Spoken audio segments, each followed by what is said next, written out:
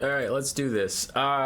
People like tier lists, and we're losing subscribers by the day. You think I'm joking? We're losing subscribers by the day, so we gotta do more tier lists so people give a shit about our channel again. Okay. I've gotten every regiment of Renown. Every regiment of Renown in the whole game that I could find. If I missed one, that I was gathering them manually, so shit happens. We're gonna go through, rate them S, A, B, C, and D. This is for multiplayer? Yeah, I mean, campaign it applies too, because good units are good units and bad units are bad units. But in campaign, money is not as much of an issue. So generally, any regiment for now is going to be good because you can buy them quickly in one turn in one of your provinces. And that's just great. Even if the unit is terrible, it's just great to have units, especially for auto-resolve. So mostly this is going to be multiplayer focused. Mostly, but good units are good, so yeah. Just to give my criteria, I think S tier is every time you see this faction, you'll probably see this Regiment of Renown. It's that good. It gets taken in almost every matchup. A is it gets taken in most matchups. It's pretty solid. No real complaints. B is it's fine. You'll see it. You won't sometimes. C is it's incredibly niche, but like if you take it, you're not trolling. But I don't know if it's the most effective. But you're not trolling. D is you're trolling. If you take this unit, it fucking sucks. Never take it. It's garbage. Right, there's my criteria. Let's go. Also, final thing I'll mention before we get into this is it is contextual, right? Some regiments for now on certain rosters may be trash, but on other rosters, they would have been good. But they're not on that roster, so they're not good. You know what I mean? For example, just spitballing this, Vixen's Death Squad, the Skaven Deathrunner ROR, on certain rosters would be S tier. A stealth unit with insane DPS, amazing armor piercing, can kill off any armored infantry or any infantry regularly. Smoke bombs make them unspottable on the way up. They have really good physical resistance. They have an amazing passive. They have all these things that make them amazing. S tier, great unit, fucking amazing. Well, on Skaven, they're probably more of a B, and we'll get into that. But Skaven have incredible armor piercing. They have amazing infantry clearing, and they're weak to cavalry, which means your opponent's going to bring a lot of cavalry and monsters, which Victor's Death Squad get run over by. So in the context of the Skaven roster, your opponent's going to bring a lot of the counters to Victor's Death Squad, and Victor's Death Squad are a bit redundant, so they're not as good. But if you put them on like dwarves, Victor's Death Squad would be amazing. You see that unit all the fucking time. Anyway, moving on. Let's do this. They're in whatever order they ended up on this pile. So it might not be roster specific at a time. Let's go. This is going to be chaos. Ixcha's Triads. C. They're going to start off C. Ixcha's Triads. Armor Sundering Anti-Large is good. It's good. What's funny is I think the basic Eshin Triads are better. And that sounds insane. But for 200 gold, you get more stats and you get the Clone Summon. But the Clone Summon doesn't deal damage. It just takes a lot of damage. And it is a little tricky. But it takes a lot of micro to get good use out of that. And in the chaos of a multiplayer game, you're not going to get a lot more use out of the clone. Because it's just too much micro. And you're probably sacrificing other engagements you could be playing better. And the main problem with Vixen's Death Squad is their melee defense doesn't matter. Triads take a ton of damage from getting charged by mass, and they're mostly used for fighting mass that's already locked in place. Then their armor sundering and bonus versus large can be insane. And Ixcha's Triads don't do better armor sundering or better bonus versus large. They just have a little better melee defense and melee attack, but it doesn't matter. Like, if Triads get into good engagements, they don't need the extra stats. And if they get into bad engagements, they're fucking dead. And Ixcha's is the same, just for 200 per gold. Which on a unit that only costs 900, the base costs 700. So 200 gold increase is like 30% more. So are you getting 30% more out of this unit than a base and Triad? No? Pretty bad. Vixen's Death Squad, I do think they're B. They're very, very solid. It's just the Skaven roster has some serious redundancies about it. So you don't need them as much. I have Warhammer on the other screen here, so let me pull them up because I want to get their passive right. So something a lot of people don't know that they have is Duck and Weave. They have 10% more speed, 10 melee defense, and 10 physical resistance if their leadership is higher than Wavering. And then they have Strength and Numbers, plus 8 melee defense, or plus 6 leadership if their hit points are greater than 50%. So at the start of the game, they have 18 more melee defense than their unit card shows. That's 50? That's 54. They start the game with 54 melee defense, which is pretty bonkers. So they're really strong. Their 20 armor and low mass means they get run over by cavalry and monsters pretty easily, and they take a lot of impact damage. And 1150 is not nothing. They are an expensive unit, but they're B. They're very good. They're a very good unit for their price point on a roster that doesn't need them as much. So a bit of a pity, but they're fine. If you take them in some matchups, they're good in some matchups. Good versus dwarves. Good versus chaos in certain situations. Good versus Grand Cathay in certain situations. They're fine. You're not trolling. Blight Scab's Plague Pack C. This one's controversial. I know a lot of non-Skaven Banes that like Blight Scab's Plague Pack. The problem with Blight Scab's Plague Pack is they're not good in a blob, and for some reason they're meant to buff up a blob. They give ITP in a 35 meter aura around them, but 35 meters is not far at all, so you have to be right next to them to get ITP. And then after that, they have Contaminated, which is a leadership debuff, but basic Plague Monk Sensor Bearers do. So I guess the only difference between them and regular Plague Monk Sensor Bearers is Rabble Rouse, that AoE ITP. And that's not enough to justify 250 more gold. They have 10 more leadership, 9 more melee attack and melee defense, but their crazy low armor is their biggest problem. And that's like, I've talked about this in other videos, but it was Houseplant. If you remember him from Warhammer 2, he used to play a ton, and then a bit of Warhammer 3. But he was very good. And something he told me that really stuck with me is if you take a Regiment of Renown, it's going to get targeted. So it needs to be able to stand up to that targeting. And if your opponent brings Burning Head, which is a good spell versus Skaven, or Fate of Buna, which is a good spell versus Skaven, those are spells that are going to show up anyway. This is weak to both of them. And it's just putting a giant purple target on its head that says, target me, target me! And one Burning Head Overcast can take out this whole unit for 1250. A Fate of Buna takes it down to like half HP, and then a one good charge from Cav or monsters will finish it off. It's just really expensive and really squishy to the type of stuff people bring versus Skaven already. So I don't think they're that good. They can be niche in certain blob builds against melee factions, I guess, which is why they're not in D tier. Council Guard, I'm going to put them in A. I've been a Council Guard hater for quite a long time, but recently I've come around on them because I like taking them as Stormvermin Halberds in the front line. And that was new. I used to actually keep them next to my Lord, as kind of their lore would imply, that they guard your Lord. But recently I've really liked to just put them in the front line as an unbreakable halberd that does a lot of damage against like beastmen, chaos, Norsca or something. And just have this part of your front line that you know isn't going to go to shit. And especially if you buff up next to them, have like Clan Rats, maybe 4 Clan Rat front line and the Stormvermin. If the Stormvermin center's not going to break, and then you give your Clan Rats some support of like Rat Ogres in the front line, you actually have a winning front line that's not going anywhere. So they're nice. Just don't hit them with your own Poison Globes. Teeth Breakers. B. They're B. I kind of want to put them in C. The big problems for them is they're weak to all the stuff people already bring against Skaven, like especially Fate of Buna still literally shatters them on one cast. They can't dodge in any way, shape, or form. But smoke bombs can help them get into a position where people aren't going to expect them. They do a lot of damage versus flying targets or big single entities. The main problem for the Teeth Breakers is not their fault, it's Rattling Gun's fault. Rattling Guns are crazy inaccurate. They're really only good against big targets or flying targets. So the Teeth Breakers are just an ROR of a kind of middling unit, so they're going to end up in a middling spot. They're good in their exact situation they need to be in. They're not good in most builds. Natty Booba Sharpshooters, A. Snipe and Stalk on a long-range unit is pretty insane. They are weak to Fate of Buna, but most things on this roster are, so I don't want to hold that too far against them. They're really good. Really good poke against infantry, against cavalry, against single entities, against artillery. No complaints. Natty Booba Sharpshooters are a solid A. Pit Fighters of Hell's Deep, B. Unfortunately. They're a good unit. They're a good unit that just doesn't get armor.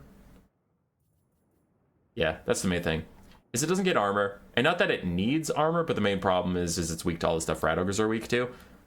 And it just has a bit more damage, a bit more melee stats, but that's not that important. Anti-large cav still does a lot of damage to these guys. Archers still do a lot of damage to these guys. Spears do a lot of damage to these guys. So to 350 is exactly half. So you're paying for 1.5 Rat Ogres to get these guys, and they just have better stats, and they have Berserk, which is the Norscan passive. That's not enough to justify them usually. They're B tier because if you If you have a 20 stack, which Skaven often do, and you have money left over, which Skaven often do, you can upgrade a Rat Ogre to him. Sure, it's good. It's fine. I just wouldn't recommend taking them over a Rat Ogre. You know what I mean? So, yeah. Avalanche Mortars, S tier.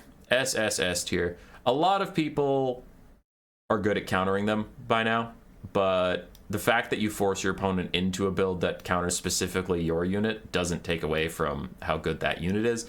Avalanche Mortars instantly delete cavalry and infantry. They do decent in counter artillery duels even. They do well against enemy archers. The only thing they're weak to is single entities. So normally versus Skaven, your opponent's going to take some kind of flying single entities to dive them and take them out, or a lot of dogs and just dive them and take them out. But if you put your formation into a box, or you take your aerial nets and the Howling Warp Gale, you can keep them alive and bait your opponents into making bad plays to shut them down. Avalanche Mortars are fucking insane. Oh, Morse Guitar's Hellion. C. The only reason I don't put it in D is it is better than the basic Mutant Rat Ogre. It has Zap. It increases cooldowns, so you can put it on the enemy caster. It's actually, Alfredino showed me it's actually pretty good in the Lizardmen matchup, because you can just sick it on the enemy Slann or Nakai and stop them from ever being able to use their abilities.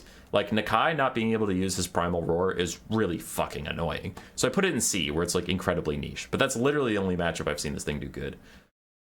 Mutant Rat Ogres are a terrible unit, and this is a Regiment of Renown of a terrible unit. Its animations are garbage. It has anti-fucking infantry on the unit card. It doesn't have a bonus versus infantry, so whatever. But it has anti-infantry on the unit card. Okay, let's use it versus some infantry. Oh, it did that stupid-ass flying attack that literally jumps over infantry. So I throw 2 Mutant Rat Ogres at Sigvald, and both of them just body slam over his dumbass and miss entirely. Oh, I hate it. I fucking hate it. But against large targets, they do okay, but they get knocked over too because they fucking suck. But whatever. It is niche. If you can get it on enemy caster lord, especially one on a monster, you can just keep resetting their cooldowns of being a nuisance. It's C. I hate it. Thing, D. Thing is D. It solves none of the problems that the Hell Pit Abomination has. It is 400 gold more expensive for extra stats, and then fluid injection, which is that increased damage by 25% and then 24 more melee attack, but it rampages itself, which is pretty bad. So it can get stuck in a bad situation or stop targeting what you needed to target. The thing is just not very good. Hell Pit Abomination does all the same stuff. And the main problem with the Hell Pit Abomination is, again, same as the Mutant Rat Ogre, its animation set is terrible, because one of the things it likes to do is turn around and try and hit something with its backside, because it wants to do this tail whip attack, but that presents its backside to the opponent, so now it takes flanked debuffs, both in leadership and melee defense. So it's just a very expensive Regiment of Renown of an already dog shit unit that's not great at dueling other monsters, that's not great at getting fights at once because it's too slow, that's not great at getting out of infantry because it takes forever to turn, that's not great against archers. It's just tough. Like, Hell Pits have some matchups where they're good, and I won't deny that even though I'm a Hell Pit hater, but specifically the thing, there's no reason to take it. If you're in a matchup that's good for Hell Pits, basic Hell Pits will do what you need. Ikit Zap Zap. Honestly, another S tier. It's really good. In most matchups, you can justify taking Ikit Zap Zap. It's decent into other artillery duels. It's decent versus cavalry. It's solid versus single entities. Very solid. And with the zap, like we talked about with Morse Guitar's Hellion, it's a ranged zap. So you can pretty much take a caster out of the game until your opponent gets to Ikit Zap Zap. And with their ROR leadership, they're actually super hard to get the crew to rout. What is their leadership? 60. But it is surprising how long these guys will stay on their mounts and keep firing, and how often they'll come back. So you pretty much have to shatter them to get them off the battlefield, because they'll just keep coming back and keep applying that zap debuff and messing with casters. And we have mentioned several times how big Burning Head or Fate of Bune is in this matchup, and if you can just keep stopping them from casting it, that's really good. Ikit Zap Zap's great. Dwarf Thing Menace is A. Dwarf Thing Menace is A. Regular Doomflayer, but it provides armor sundering, which can help when paired with Wolf Rats, which is not an uncommon combo. I do sometimes like taking Dwarf Thing Menace and just charging enemy heavy cav with it, and then having dogs come in underneath and hit the armor sundered opponent. They can be solid at that. Otherwise, they're just Doomflayers with higher stats. Doomflayers are a good unit right now, so they're good. I like them. If you have the money, take it. Doom Wheel, ROR, the Wheels of Doom. 1 Doom see. 1,700 for a single entity charity is still a lot. And it kind of suffers from some of the Viction's Death Squad stuff. Like, a terror-causing armored chariot for 1,700 gold. All you want from that is the terror. The chariot part isn't that helpful, as you have Poison Wind Globes to clear out a lot of infantry. You have Death Runners if you really need to kill armored infantry. You have Jezzails. You have the Avalanche Mortars. So it's just kind of good at what Skaven are already good at. The only times I take it is when I need to disrupt a lot of archers. So it can do okay in the Empire matchup. It can do okay versus Dwarves. So it's in C. It's not terrible. It's just got very few matchups where it's good. Out of Skaven into Lizards, apparently. Cohort of Sotek, I'm going to put them in A.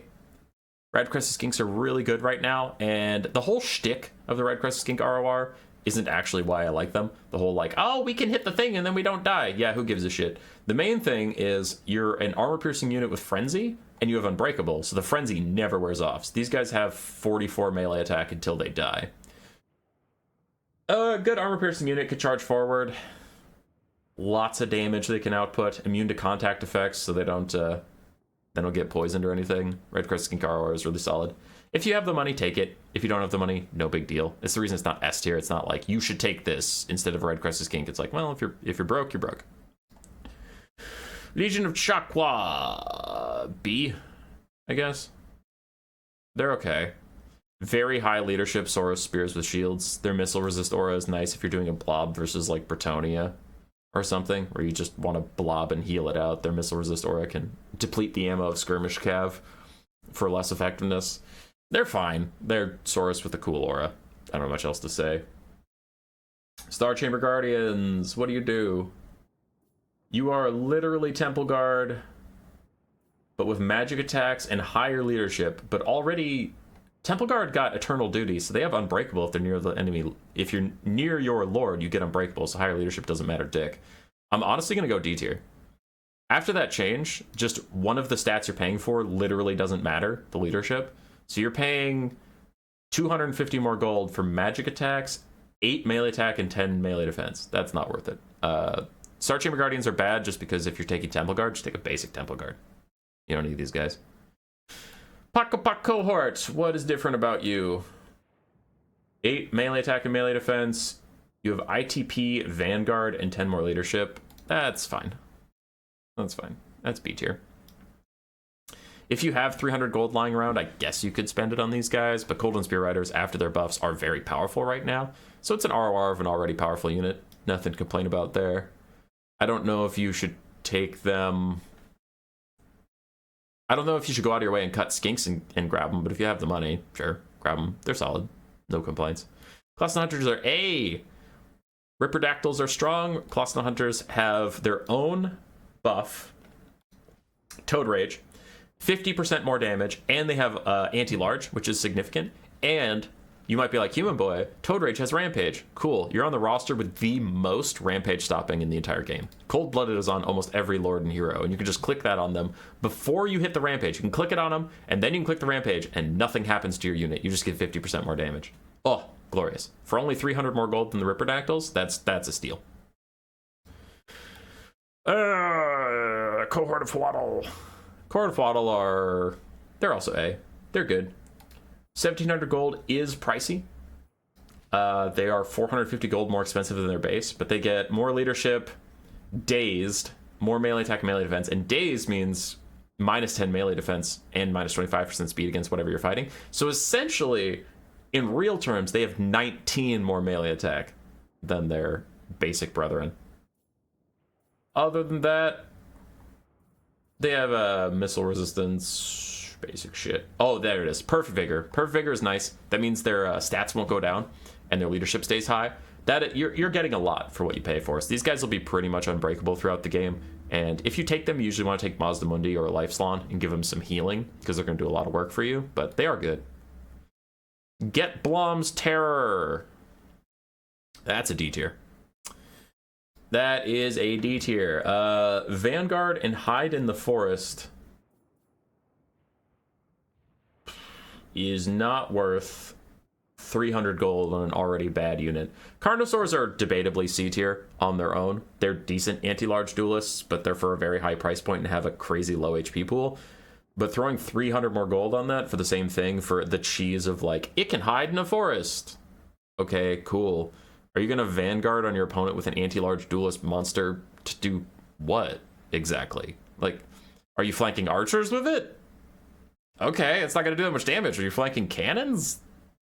That's not worth its time. Like, what? The only way this works is if you surprise attack like the enemy combat lord who's on a large mount, and you get one rear attack on him for 300 gold before he goes, oh, okay, you're there. All right. And then he turns around and attacks you. That's all you're paying for.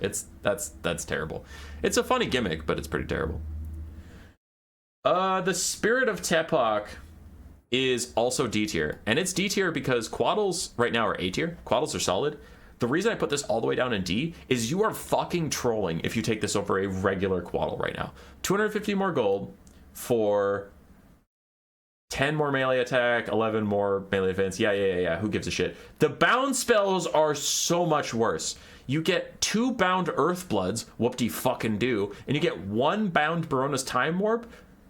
Big fucking deal. You get Earthblood, which is a spell you're supposed to be spamming, and you only get 2 casts of it, and you get Barona's Time Warp for 1 use for a pretty middling buff.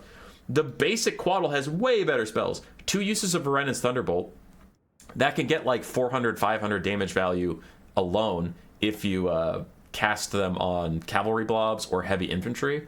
And then you have lesser chain lightning, which can do a lot to those same situations. So you have 3 blob punishment spells that can really help your frontline break through with an already terror causing collision damage monster. The basic Quaddle spells are synergistic. The Spirit of Tepak spells are fucking trash. So no, that thing's D tier. Just because like the unit itself is probably B. But again, with the context of you're paying more money for a worse unit, with my own criteria for how this works, D tier, you're trolling if you take this thing. It's so garbage. It is actively not worth your money. If the regular Quaddle was the ROR, I would take it every time over the Spirit of Tepak. I would pay 250 more gold for those 2 spells. But I would not pay 250 more gold for worse spells. That's garbage. Shredder of Lustria is probably A. Probably. Yeah, it's A. Kind of similar to the Avalanche Mortars, where a lot of people are used to countering the Shredder of Lustria by now, but I guess that doesn't make it a bad unit. That just means people have had to warp their brains around it so much that it is good. I don't think it's S tier. It is so crazy expensive that you have to build around it, and if it gets taken out or if it routes, your whole build is doomed at that point. 80 leadership, it's not unbreakable, not even close. It can get killed off. So you need to take a lifeline, you need to heal it up, you need to blob around it for the most part. But it has a really good AoE -8 leadership. So it's good against low leadership factions that aren't great at killing single entities. Or it kind of used to be good against Skaven when the lizard meta used to be just like blob and heal and try and route them all. But that got less good, so transferring still A. The ROR, that is. The Pawhawk Sentinels, Pterodon Riders with slightly better melee stats and Sundering Drop Rocks. That's still D. They just haven't stood the test of time. Their melee is pretty trash. Basic Pterodon Riders melee is also trash, but if you're just using them as like Fellbats and you want to charge and distract something, you could pay 250 more gold to still do nothing and distract them slightly. They're just bad. Pterodon Riders aren't great, but they're niche. The ROR has no point, and you're paying, again, like 35% more for something that doesn't do its job any better. Just don't take it. Don't take it at all. Umbral Tide, huh? Higher missile strength, higher stats, and stalk and perfect vigor. Yeah, that's solid. I don't love Salamander hunting packs in general, so I'm going to put this in B tier, but it is a worthwhile upgrade. If you're taking a Salamander hunting pack, you should upgrade it to this if you have the money. That is very nice. I think it's only in B tier because the base unit isn't amazing. So the I think the base unit is C and the ROR bumps it up to B, but I still wouldn't put them in most matchups, so I wouldn't take it in A. I guess if I'm doing the most matchups criteria, the Dreadsaurian should be in B, but I think it's like a strong enough Regiment of Renown that it deserves to be in A. Oh, the Pale Death. More missile strength. Primeval Roar. Why is that a thing? Nope, D, you're trolling. Primeval Roar You can roar with this thing to get plus 24 melee attack for allies around it, but it is one of the worst melee creatures I've ever seen on this planet. 1850 for a terrible melee combatant. It is a kite monster with limited range, which Troglodons already aren't doing great, but you're paying for an AoE buff that doesn't help it at all, and it's just trash. It's just garbage. Go with the basic Troglodon, save yourself 300 gold. Amixon Barbs, what makes you different? Missile resistance and higher stats. Poison missiles too, poison melee attack.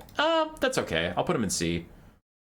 Razordons aren't the best. They're usually good against heavy infantry in the late game if you can like kite them out. They're okay against Tomb Kings too, I guess. So the Amixon Barbs are fine. Just better stats and missile resistance on a meh unit.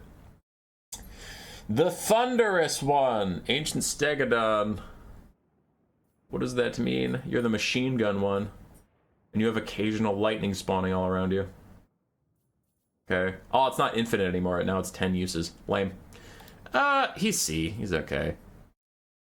There's just kind of better things. He costs as much as a Feral Dread Saurian. So you kind of need a pretty good reason to take him. No, he doesn't rampage. You don't rampage, right, do you, buddy? No, he doesn't. He's a terror-causing Stegodon. Whatever. He's an okay duelist. He needs some healing. He's just a bit spensy right now for a melee Stegodon with the little machine gun turret. I don't know. He's okay. He's niche. He's in C. You could maybe take him against like Warriors of Chaos or dwarves or someone. Well, not dwarves because he's so easily shot. Someone with heavy infantry and not a lot of ranged. Maybe Chaos dwarves. Maybe. I mean, they have blunderbusses, but they often just try and get by with the Iron Demon or whatever. I don't know. The fact that I'm struggling to figure out what matchups he'd be good is kind of why he's in C. Norsca, we have the Icehorn Marauders, also C. They're okay. Perfect Vigor, much higher stats. The main problem for them is just they're weak to Burning Head, and they're basic-ass Marauders for 50% more money. You take them if you have the extra money. That's the only time. You wouldn't go out of your way to grab them, like, as a core part of your build. Brutes of the Hound on Khorne and Norsca. I'll give them a B tier. Unbreakable and really solid stats is a hell of a drug. But they cleave through light infantry, no problem. I know I'm kind of flying through these, but these guys just aren't that special. Like, it's just higher stats, and that's really it. Beast of Tashnar go S, actually. By the criteria that they're in, like, every fucking matchup. I literally always put them in my builds.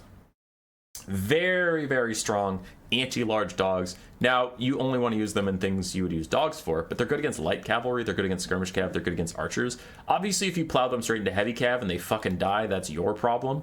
But it's only 600 gold. This unit is pretty darn cheap, and I think I just made the Norsca guide. So it has 14 bonus versus large and frenzy, which means it constantly has 50 melee attack versus large targets, and it sometimes has 60 depending on frenzy. 60 melee attack versus light cav, 95 speed, it'll keep up with them. They're very, very good.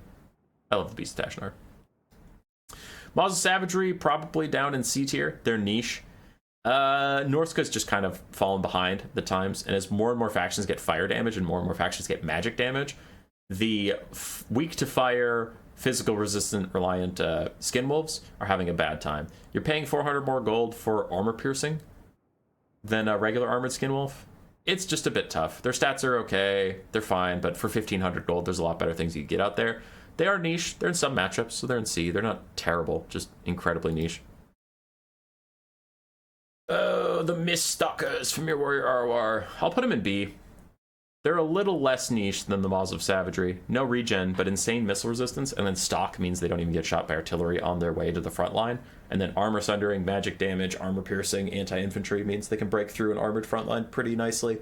Good versus dwarves, good versus chaos, good versus Grand Cathay. Anybody that relies on their missiles to take out monstrous infantry. And I know chaos doesn't fully fall into that category, but I don't know, the Miststalkers are just really good versus them anyway.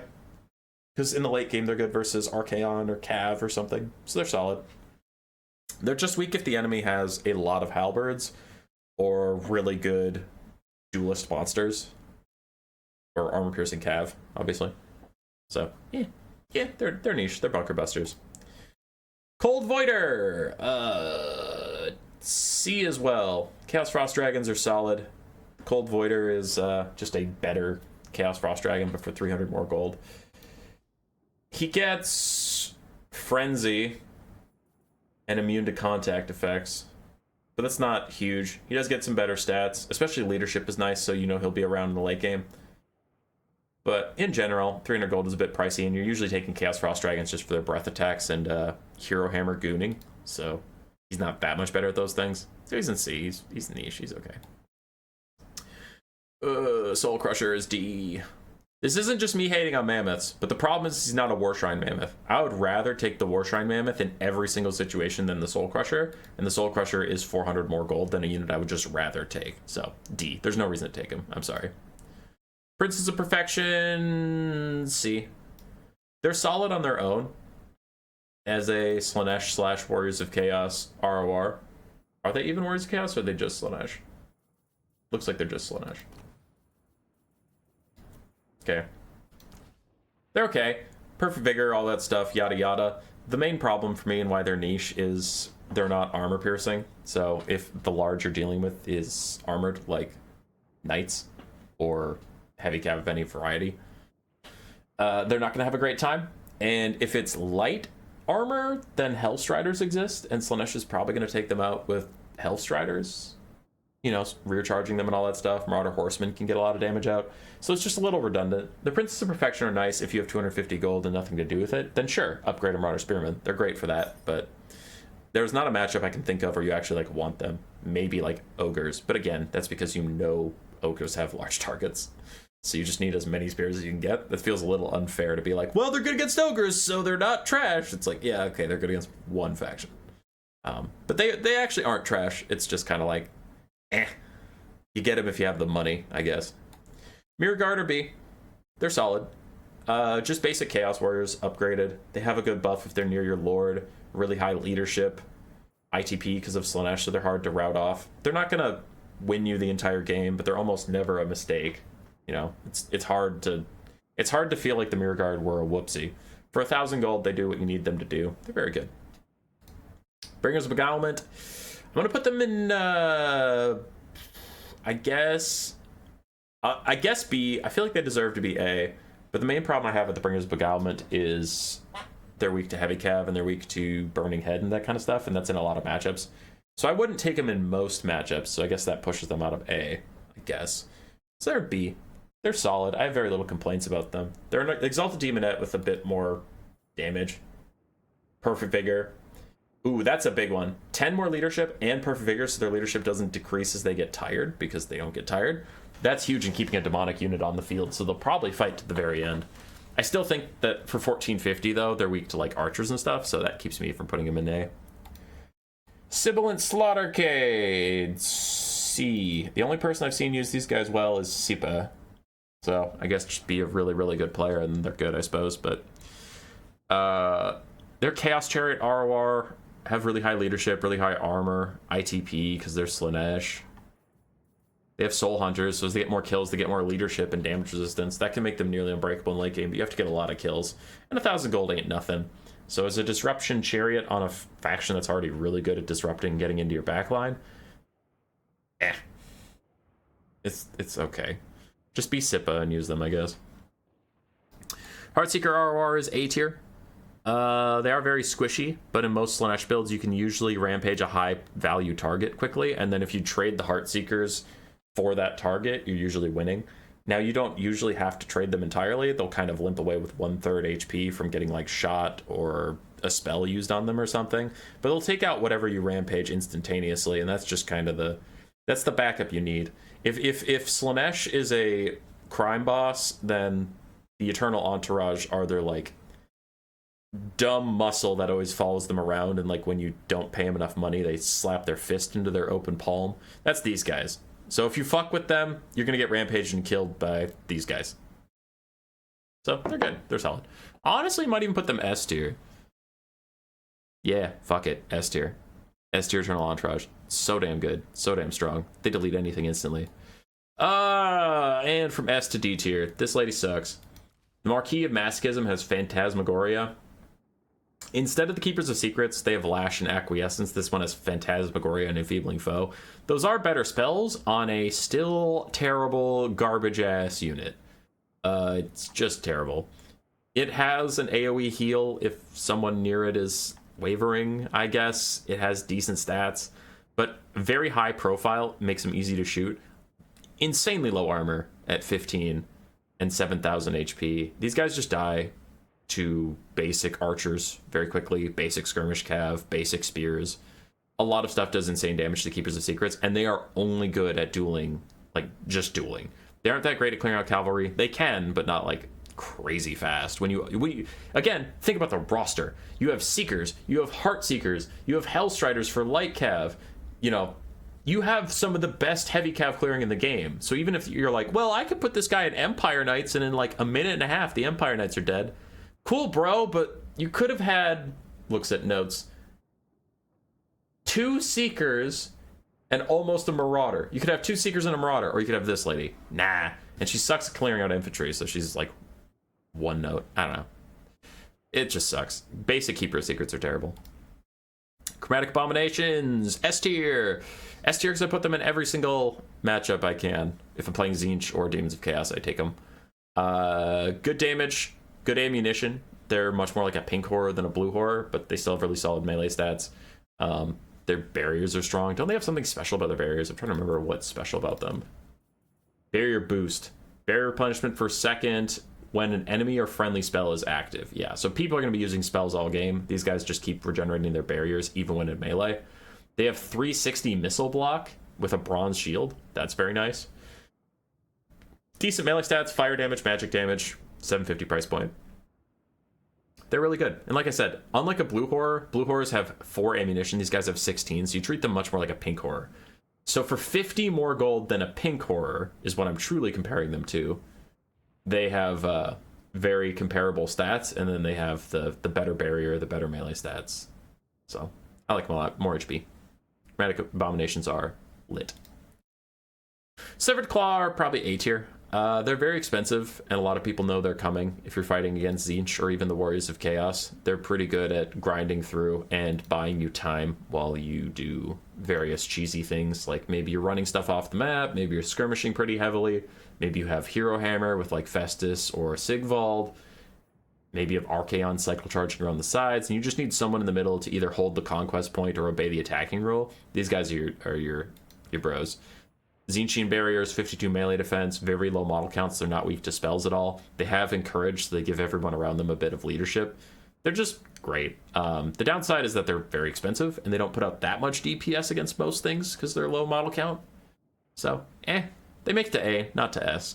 You'll see them in a lot of matchups, though. Sour Guts are also A tier. S tier. Similar to the blue horrors, if I'm playing Tzeentch or Demons of Chaos, I always take these guys. Very solid archer type unit, but they have that little explosion, so if light cav or dogs go to fight them, usually light cav or dogs will die doing it. And the Sour Guts have really good leadership, so they never demonic stability crumble. They're just great. They're a great little unit. I have nothing else to say about them. Blazing Squealers, D. I'm putting them in D, and you can kiss my ass. For $13.50, they're the price of 2 pink horrors, and they have 50% more damage than 1 pink horror, so you're losing out on damage. Their missile strength does provide warp flame, minus armor, weakness to fire damage, so I guess that's fine. They have arcane mirth, which the exalted pink horrors already have. So the only difference they have is they have conduit of infinity. They have 1 use replenish of ammunition, but it doesn't even give them full ammo, or whoever they're targeting. It gives them like a bit. I think when used to the soul grinder, it gives you 3 more volleys. That's not that great. So slightly higher stats than Exalted Pink Horrors, provide Warp Flame, and replenishes some ammunition sometimes. Is not usually worth. Hazel, what the fuck? Shush. Shush. What are you barking at? You're just staring at me. Anyway, it's usually not worth it, and especially like we talked about earlier, with Regiments Renown, you do have to know that your opponent's going to put a big old target on them. So the Blazing Squealers for $13.50. Hazel, knock it off. They're very weak to archers. They're weak to artillery. They're weak to heavy cav, and you know that stuff's coming straight for them. Whereas the Sour Guts and the Chromatic Abominations are worth significantly less money, and they can usually hold their own against such things. It's just a little different with the Blazing Squealers.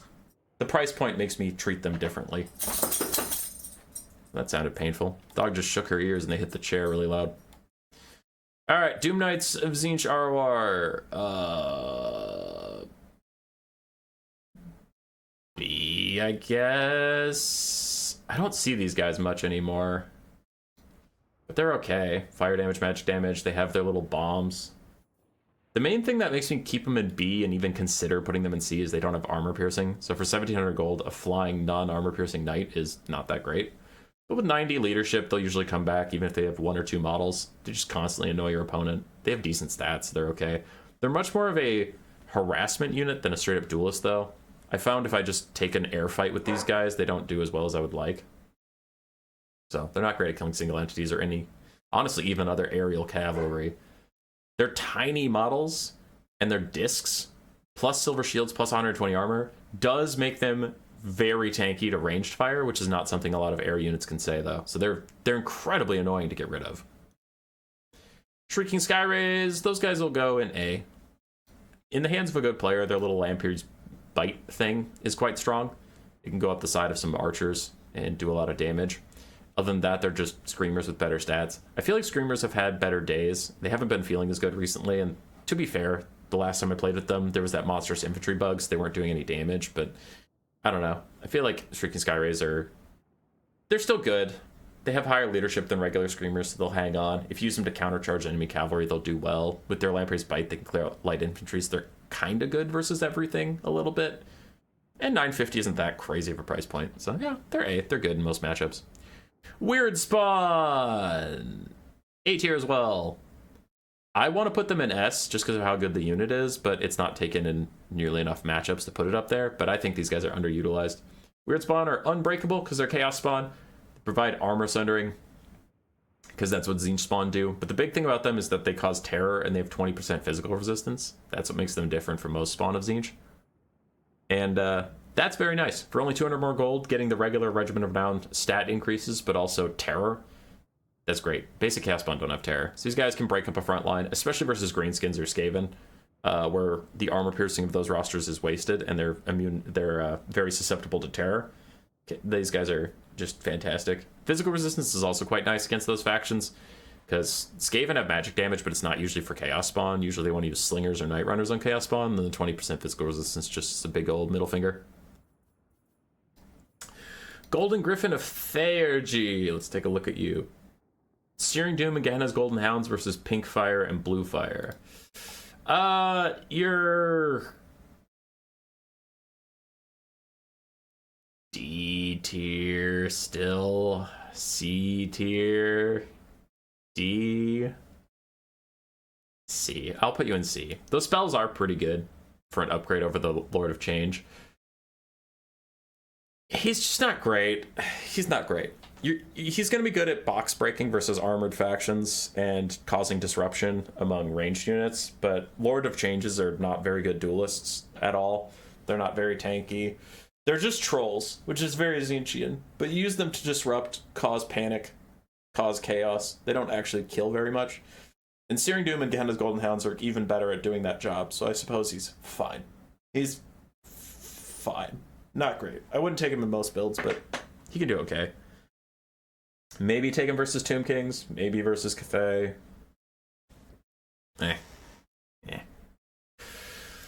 AC and the Fallen. D. I don't care. After my top 10 worst RORs video, people were flaming me saying this guy is actually good now. Cool, bring him. I have not seen him in such a long time in any multiplayer game. Whenever I've considered bringing him, I'm like, I could save 500 gold and get the basic Mutant Vortex Beast. All he gives you is the Maelstrom of Change, the 3-time use spreading damage that doesn't even do that much damage.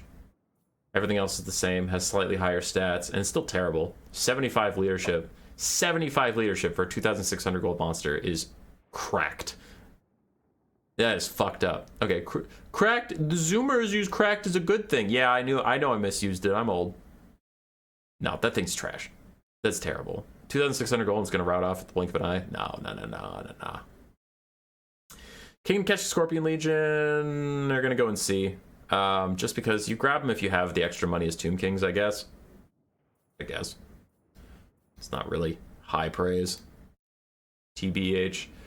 They're 225 more gold for poison and higher stats. That's it. And for a chaff spearman that's still weak to Burning Head, and everybody brings Burning Head versus Tomb Kings, they're still gonna die. So, see, not great. Kepler Guard! I'll throw these guys in A. They're solid. Self regeneration, very high base stats, good bonus versus infantry, magic damage, regeneration. I think I mentioned that already.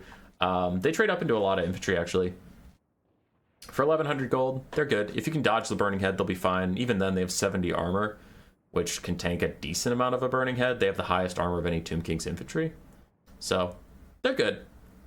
Kepler Guard often don't disappoint. They're usually the last thing left on the battlefield, for better or worse. Whether you're losing or winning, they'll still be there. So, yeah, I don't hate it. And they're only 1100 gold. It's not cheap, but it's not going to break the bank for you. Can provide a good base for your Tomb King's cats to cycle charge through, and they'll just hold and obey the attacking rule if you're playing land battles, or hold the point if you're playing Conquest. Blessed Legion of Flach. I am more optimistic on these guys than a lot of people. I really like the armor sundering archers. I think they're B. I think they're useful in some matchups. Can help a lot. 625 isn't a ton to pay for armor sundering at range. You just do need to watch for burning heads on them, and again, dodge as best you can. But when you know that this unit is probably going to be the target, you can even bait your opponent into using burning head not on your front line, and then if you dodge it, they just wasted their time. Whereas if they use it on your front line, they can break through. So you can usually bait your opponent into making a bad play, and then armor sundering is just nice, especially when none of your cavalry have armor piercing. I don't count Necropolis Knights because those are monstrous cav, but like Necro Horsemen and Skeleton Horsemen don't have armor piercing. Well, if you pop Jaff's Incantation of Cursed Blades are Overcast, that's bonus versus large, and then you armor sunder the heavy cav, all of a sudden your cav can start winning at a lower price point. It's neat. It's a neat combo, but I like them. Sphinx Usef is S tier. It's a Necro Sphinx. 450 more gold than Necro Sphinx, which is a lot, but it gets more health, more leadership. Both of those make it harder for it to crumble away. And then it gets higher melee stats. It also gets fire damage and magic damage and fire resistance. So it's pretty damn strong. The Tomb King's cats are already strong, so you're already taking an amazing unit in the current meta and just making it a lot better. When I see the basic Necro Sphinx, I'm surprised it's not the Sphinx Usef. It's so good. Chose the Gods, S tier. Basic Ushabti Great Bows fire single arrows. These guys fire cluster arrows, making them worse versus small single entities, but better versus literally everything else. The Chosen Gods are amazing versus large single entities. They're amazing versus infantry. They are incredible versus cavalry, and they are solid against enemy artillery. There's nothing these guys can't do. The Chosen Gods are in almost every Tomb King's build. They are fantastic. As it is, Sepulchral Stalker ROR is also an S tier. It is amazing. Sepulchral Stalkers are an incredible unit, and the Eyes of the Desert just have more missile strength, poison on their missile strength, and they have higher stats, especially leadership keeps them in there. And then I'm looking, they also have one more thing, but I'm trying to figure out what it is. They have missile resistance. They have 25% missile resistance. So for only 200 more gold, you get poison, more missile strength, more leadership, and missile resistance. That is super worth it. These guys are fantastic. On to the green skins, huh? The Warlords boys are gonna go in D tier.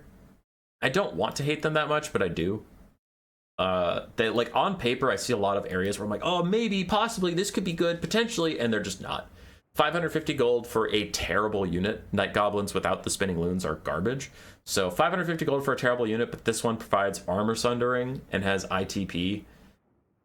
Okay, but just get spinning loons. Like, even the 525 regular Night Goblin fanatics are better than the 550 Warlords boys because spinning loons are so crazy. It's the only reason to take this entire unit type. So it's just not worth it. Sorry, Warlord boys. 8 Peak Loons, S tier. I love them. I know a lot of greenskin players disagree with me, and they say they're good but not amazing. I literally take these in every build, so I'm going to put them in S tier. They're so good. Unbreakable Poison means even down to the last model, they'll keep fighting and just applying poison and being a nuisance. 8 Peak Loons have their little spins, which are fantastic. Vanguard deployment, stocks, they don't even take that much damage on the advance. Oh, they're just so good. They break through the front line super quickly, constantly debuff, constantly annoy, always around to protect your lord. They're great. They're great. Crimson Killers. That's B. They're just a bit niche. And if you're noticing that some of the pictures are different sizes, bruh, I had to manually cut and paste all of these, okay? It's a lot. It's a lot. Anyway, Crimson Killers did, they do okay. They're good in certain matchups. The fact that they get unstoppable choppas and immovable bulwark are both pretty good. Gives them some flexibility. Other than that, they're just a solid unit. They don't have good armor piercing, so they're good versus infantry heavy factions. Like, I feel like we're talking about dwarves a lot, but dwarves, Grand Cathay, Empire, Skaven not as much because Skaven kill them at range. But if something has to fight you in melee, the Crimson Killers usually do quite well into it. Norsca, they can do okay. So, yeah, just watch out for Seafang if fighting Norsca, I suppose. They're solid. The only reason they're not higher up is their price point is a little spency, and they're not that good in a ton of matchups. So that has me not wanting to put them higher. The Rusty Arrows are going to go in A tier. Armor Sundering on stocked archers is very good, and for 600 price point, that's pretty low. It's low commitment, high reward, so they're nice and solid. The only real downside to them is, like most archers, I mean, obviously dogs can kill them, but Burning Head also could take them out, things like that. But, you know, for 600 price point, stocked and vanguarded, they're solid. They're good in a lot of greenskin builds. I guess the only thing that keeps them out of S tier for me is greenskins have a lot of armor piercing, so the Armor Sundering isn't as important. Kind of the same as the Warlords boys who are farther down on D. But applying Armor Sundering at a range is so much better and simpler than getting the Warlords boys in there.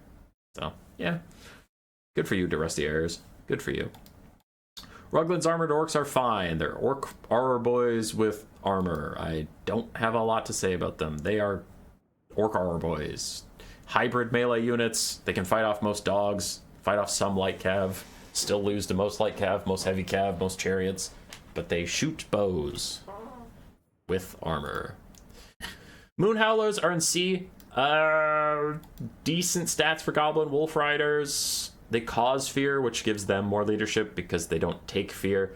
And with Regiment of Renown stats, they have like 54 leadership for a 425 greenskin cavalry is actually quite nice. And then again, they're immune to fear. Not immune to terror, but immune to fear. They have expendables, so when they route, they don't take anybody else with them. And I've actually been using them a decent amount in matchups with Seekers of Slaanesh because these guys trade up into Seekers if they get a good counter charge. So have Orc Boar Boys take the charge from the Seekers, and then these guys flank them. Can do a lot of good work. C tier, they're niche. They're in some matchups. The Durkit's Squig Hoppers. Squig Hoppers with missile resistance, 10 more leadership, and some higher stats. They're B. Squig Hoppers are solid. I don't use them a ton as greenskins personally, but I know a lot of people who do, so I can give them the credit they deserve. They're good in matchups if you're expecting a lot of armored infantry you need to disrupt, like archers or guns. Their Vanguard deployment is very nice for that. They do okay into heavy cav. Not amazing if the enemy cav has anti-large, but like Empire Knights they'll do okay. They're just good, and they're 750, so you're not actually paying that much for them. You factoring in the cheap price point, they're solid. These guys. Broken Tusk Mob is a little fraudulent, in my opinion. It's funny. It's fraudulent to put them in S tier, but I do think they're S tier by the criteria that they're S tier is like in every matchup. Yeah, they're in every matchup. Are they that good? No, I think they're worse than a lot of the other Regiment rounds up there, but they're there. They provide encourage, have high leadership, which you need for greenskin cavalry, and it keeps other cavalry in the fight a little bit longer. Orc Boar Boy Biggins are a really good, really crucial unit for the roster, so you usually want Orc Boar Boy Biggins, and for only 150 more gold, getting the extra stats and encourage is pretty wild. So I think it's just how much cheaper they are as a Regiment Renown than they're that much cheaper of a unit you are already going to take in every single build. Just gets them into every single build. It's such a cheap cost upgrade that you might as well. So, yeah. As a standalone unit, they're not that impressive, but they are in literally every fucking build. So, yeah, they're S. They make it. Morgan's Ancient Marauders, A tier. Armor-piercing Goblin Wolf Rider for a cheap price point. The only thing that keeps them out of S is they are horrible in melee. Horrible. So fucking bad. They have 20 melee attack and 19 melee defense with a weapon strength of 24. That is trash. They can't even take out archers. These guys always die if I send them into melee. So they are purely skirmish cav, and their DPS is pretty low, but the armor piercing is nice. They're fine. They're A. Like that sounds more negative than it is. They're A. They're just not S. Death Creepers I would also put in A. Solid in melee. Regeneration is very nice. They have Firewall moving, provide poison. All the stuff Spider Riders do, but slightly higher stats. And it's really the regen that you're paying for. They also have Stalk, which is nice, because your opponent might be taking a fight with an Orc Boarboy Biggin, and they don't know that the Death Creepers are there, and then the Death Creepers provide poison, making the fight easier to win, and then they can also flank them and provide that leadership debuff. They're good. You know, they're good. No complaints. T-Frabbas are D. T-Frabbas are terrible. T-Frabbas are trash. I don't really need to talk about this too much, but they're a Goblin Wolf Rider Chariot, which is one of the worst units in the entire game, and they get Strider and more melee stats. They're still terrible, and they die to anything. They don't do any damage. They fucking suck. Crabbling takes them, and then they don't look like they do very much. So if Crabbling can't make them work, I can't. Fuck that unit. They're bad. River Troll ROR. A or S? Let's go with A. A. ROR Troll. Causes terror, making their leadership a little bit better. Still weak to fire. And their River Trolls, they have low armor. Not a lot of no missile resist, so they're very weak to basic archers. But they're a good centerpiece for a lot of greenskin front lines. Armor piercing, terror, -6 melee attack for nearby enemies, things like that. They're fine. Not a whole lot to say about them. 1,200 price points, reasonable. The Acid Burpa is D. The basic Colossal Squig is 350 gold cheaper. And the Acid Burpa just gets its Acid Burps, which are these little vortexes that I honestly don't feel like they work correctly. I feel like those little burps never do any damage. Maybe I'm just an idiot, but I've seen a lot of greenskin games since the DLC came out, and I've never seen the Acid Burper. I've seen one Colossal Squig, so it's a terrible unit. It's a terrible ROR of a terrible unit, and it's very expensive. Weak to all basic small arms fire. It's just trash. Screw that thing. Arachnarok Queen. Oh god, C or D.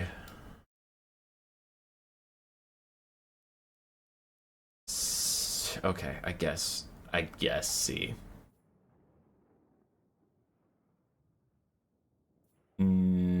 Yeah, okay, C.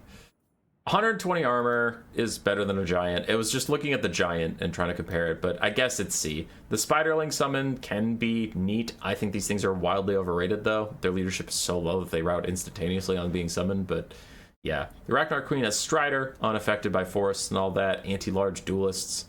You are paying 500 gold for more leadership, more melee attack, more missile strength, I guess that matters, and the summon. I guess.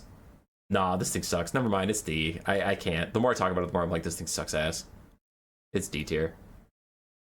It's just 500 gold more expensive than the base Ragnarok Spider, and I have a hard time justifying taking over a giant. Giants are just better. Giants are amazing. Giants have lower melee attack and no bonus versus large, but they have 200 more weapon strength, and honestly, I never feel like Giants miss anyway.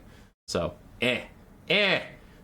Your 120 armor doesn't save you from basic missiles, you prick. Ragnarok Queen, you suck. Biggin. C, actually. He's the definition of niche. In certain matchups, he's actually really good and can throw a wrench in your opponent's plans and maybe carry you a game.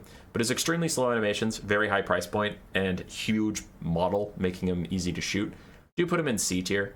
His artillery shot is kind of neat, but I think some people overinvest on the artillery shot and just keep firing when they should have moved him into melee a long time ago. So I think that could be a bit of a bait. So be careful if you take him. Remember to actually put him in melee. His artillery shot's just nice if you're getting kited. You can counterfire, but don't rely on it too much.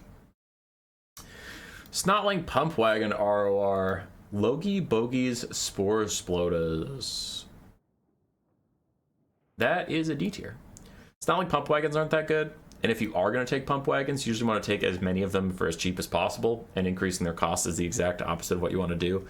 Using them for their high model count and their charge and their mass, which paying 200 more gold for better melee stats isn't going to help you. Their melee is terrible. You just want to keep charging through things and causing mass disruption, so Logi Bogies is garbage. Hammer a Gork. I don't like it, but some players do. It is B tier. It's fine. Its debuff is the main reason people take it. It does have the blinded effect, so when it hits stuff, it gets -24 melee stats.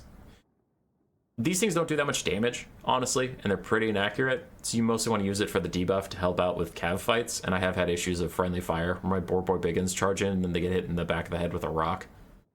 But it's okay. Not a whole lot to complain about. 800 gold isn't a lot to invest in getting that debuff going. Snagla's Death Throwers. It has snipe, so if it's in the woods, you can maybe not see it, even though you'd notice a whole bunch of bolts coming out of the woods. I'm going to put it in D.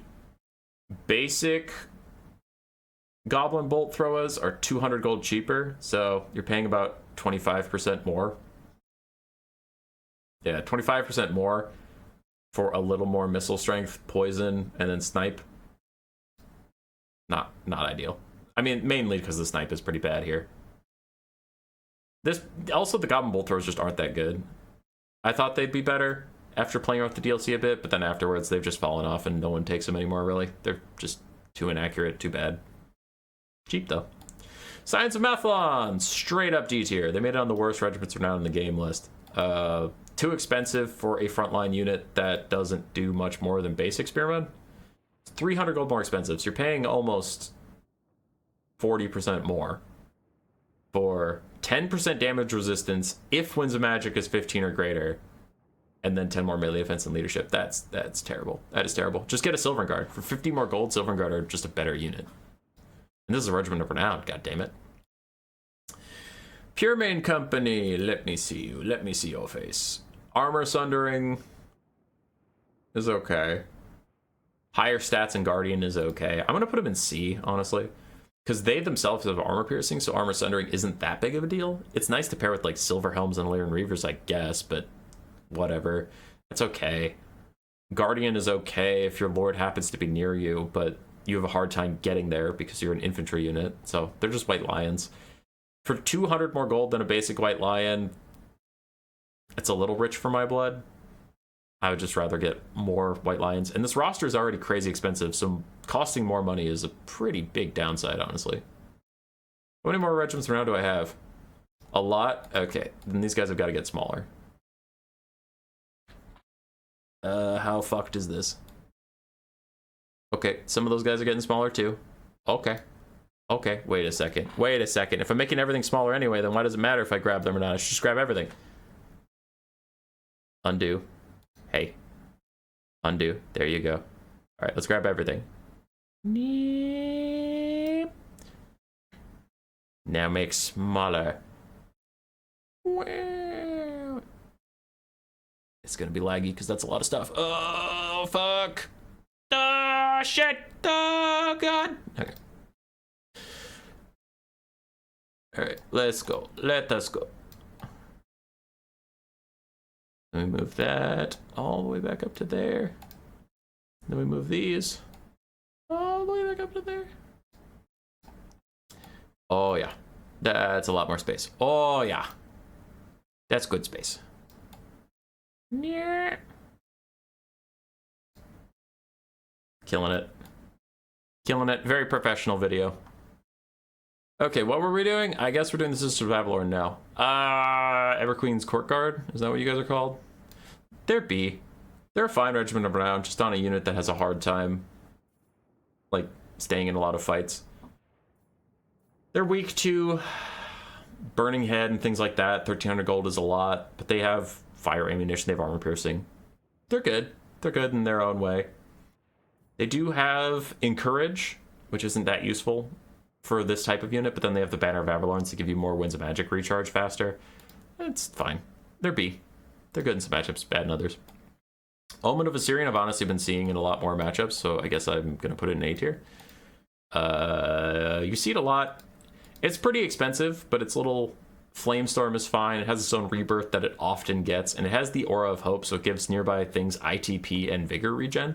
Terror causing, 40% fire resistance, 20% physical resistance with 50 armor. I mean, it's tanky to a lot of stuff, and it's not weak to missiles because Phoenixes are teeny tiny. So he's good. He's good. Omen of Syrian, solid. Heralds of Khorne's Fury. I'm going to put them in B. Some people don't like them. I do. I like them. They give weakness to fire damage. They have high leadership for a demonic unit. magic damage, fire damage, anti-infantry, armor piercing. But the Mantle of Immolation is nice. Anything nearby gets -5 melee defense and plus 20% weakness to fire damage, which is just it's a flat 20% increase to their damage because they do fire damage. So you're paying 200 gold more for 5 more leadership, which on a demonic unit is still nice. 10 melee attack, 9 melee defense, but then 20% increase in damage and -5 melee defense for whatever you're fighting. So they're very good. I think they're just a bit expensive, and they are demonic units, so they can die quickly. Barons of the Bog. I'm going to put them in C. I think they're worse than a lot of people do. Barons of the Bog do decent damage. They do okay in a blob build, as they provide a constant debuff to enemy damage, but they just don't deal any damage. They're not as tanky as you'd want them to be, and they're pretty slow and expensive. I don't like them, but maybe I'm just a blob hater. Death's Heads are S tier. On the complete other side of the spectrum. I know we need to finish off the high elves. I'll get back to them. That's my bad.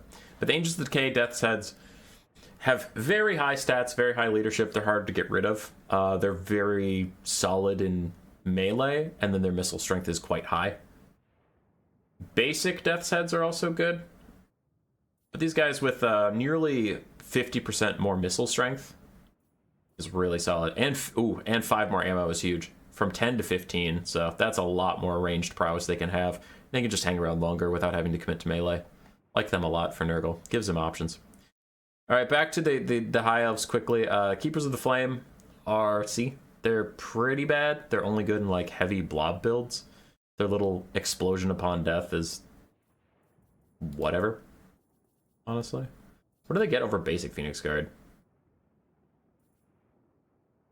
They get immune to contact effects.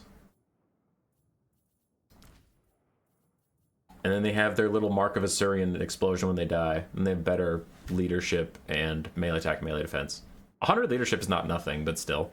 I think Phoenix Guard in general aren't a great unit, so having a Regiment of Renown that is just more Phoenix Guard, not great. Townsfolk later are actually S tier. I see them in a lot of builds. Not every build, I guess, but a lot. Relatively cheap archers with high damage, and they imbue fire weakness while dealing fire damage, which means they just do... Let's see, they already do 30% more damage than a basic archer, and now they're giving themselves 20% more damage. So I know the math on that isn't 1-to-1, but it's something like 40% more damage than a basic archer for 200 gold more. And they synergize very well with fire damage on the roster, like the Fireborn, who are commonly taken. They synergize well with that. You can take a Firecaster and give them even more buffs. Synergize well with Flamespire Phoenixes. So, yeah, there's just a lot of good things about the Townsfolk Torquilata. And they have 30% fire resistance, so that Burning Head I keep mentioning can't kill them nearly as quickly. The Storm Riders, I'm only going to put them in B tier because of Tim the Wilder. He said they're very, very good in domination, so I'll give him that credit, but you almost never see them in Land Battles of Conquest. Actually, I'll put them in C for that. They're good in one game mode. Domination, apparently. Lothern Seaguard, no shields, but higher stats than basic Lothern Seaguard. And then they have Firewall moving, so they can walk up to a point in Dom or Conquest and shoot while they walk up. That's fine. Otherwise, you're paying a bit more. I guess that's another thing that makes me not put them in D, is they're only 150 gold more than Lothern Seaguard, which some of the regiments are not on this list. Like the Signs of Mathlon, they're 300 gold more than a basic Spearman. Right, so this is half the cost difference for the same kind of buffs. The Grey. I never see the Grey. They have Loic Shroud. What is that? Speed and Unspottable on a cooldown. They have Snipe.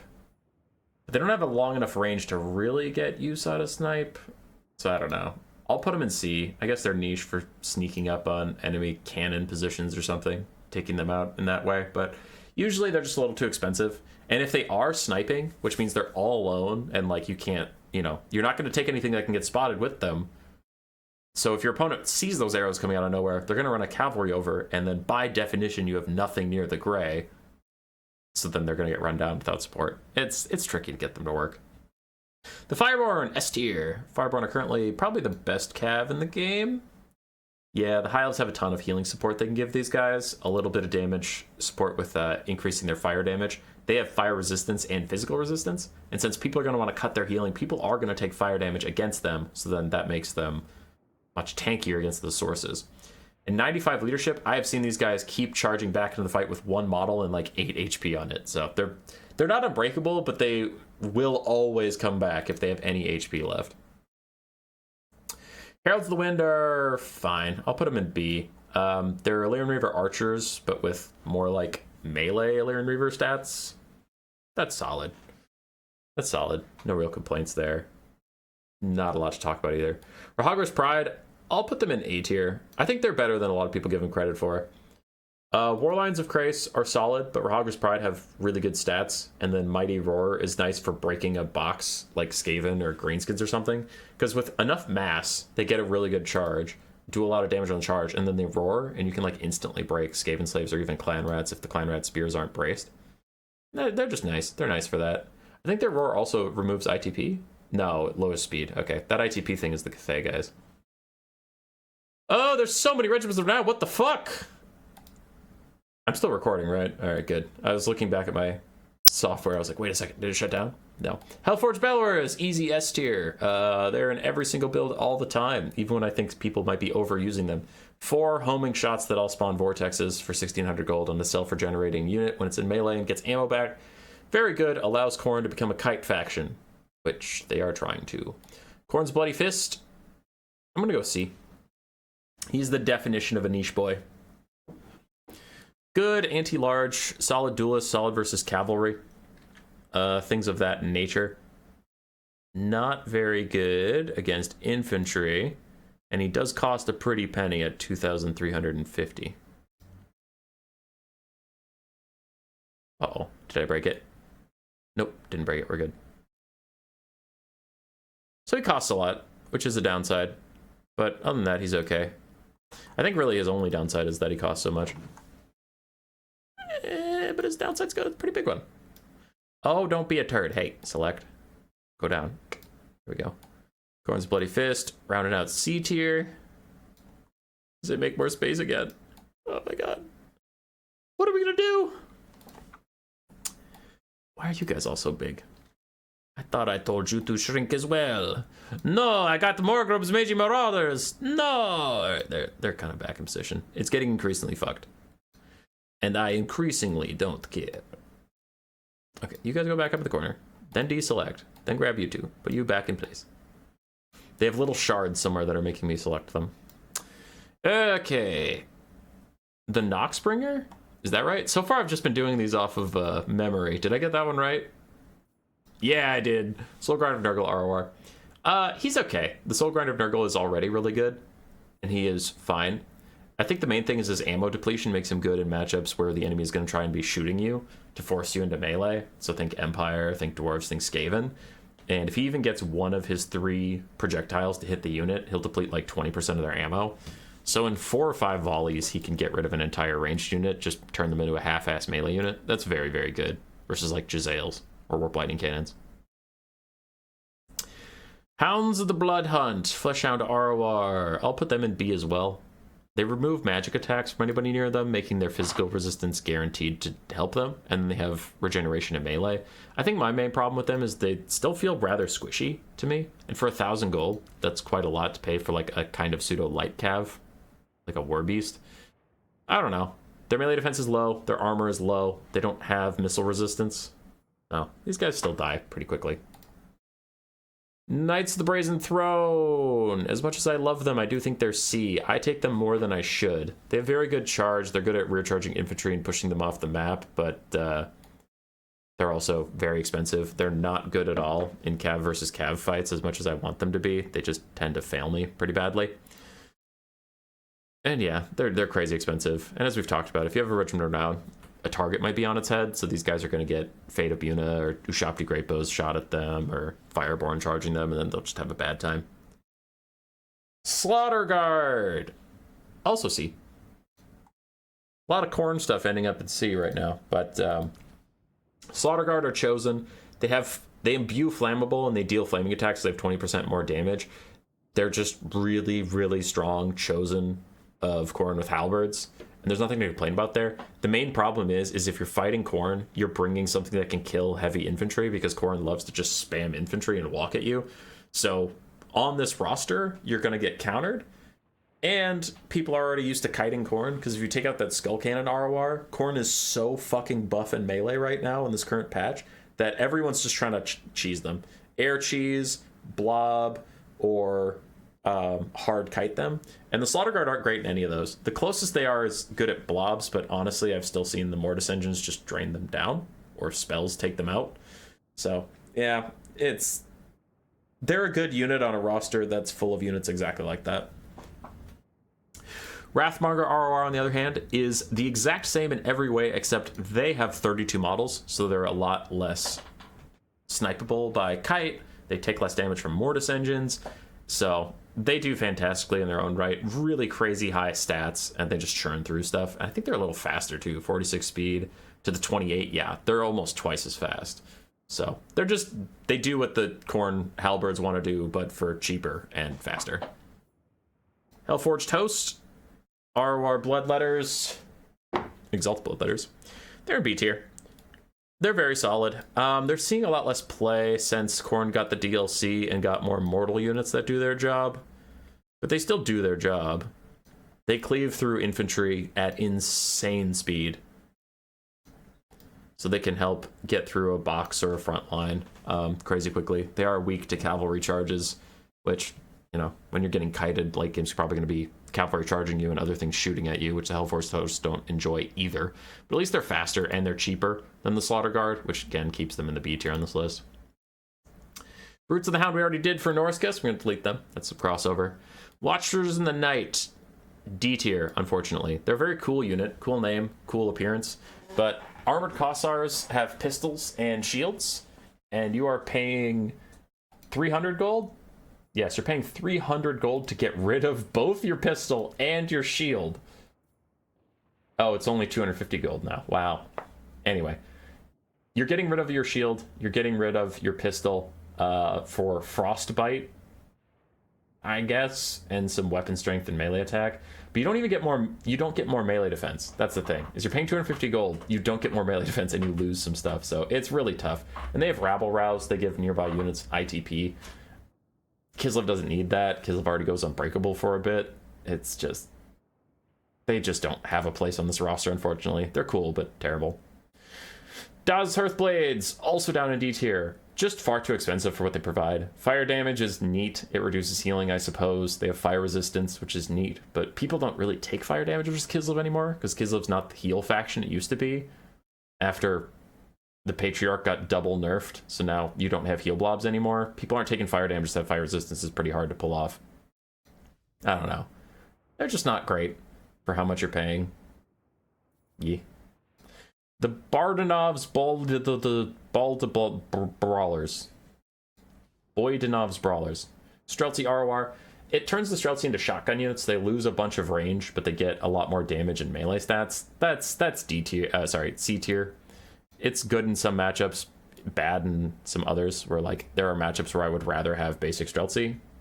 So they're niche, but they're not terrible. Like, if you listen to our Kislev guide, Blood Penguin talks about them a bit. If you listen to our Dwarf guide, Gotrek talks about the Grim Delvers, which are pretty similar to these guys. So they have uses. Rakshina Ambusher ROR, I'm going to put them in B tier. Their net does not last nearly as long as it used to, and that is the big reason they went from A or S down to B tier, is that net is super, super short. Like, crazy short. Shorter than I think you think it is. Other than that, stocked Archer does a bunch of damage, but basic Rakshina Ambushers also do a bunch of damage from being stocked.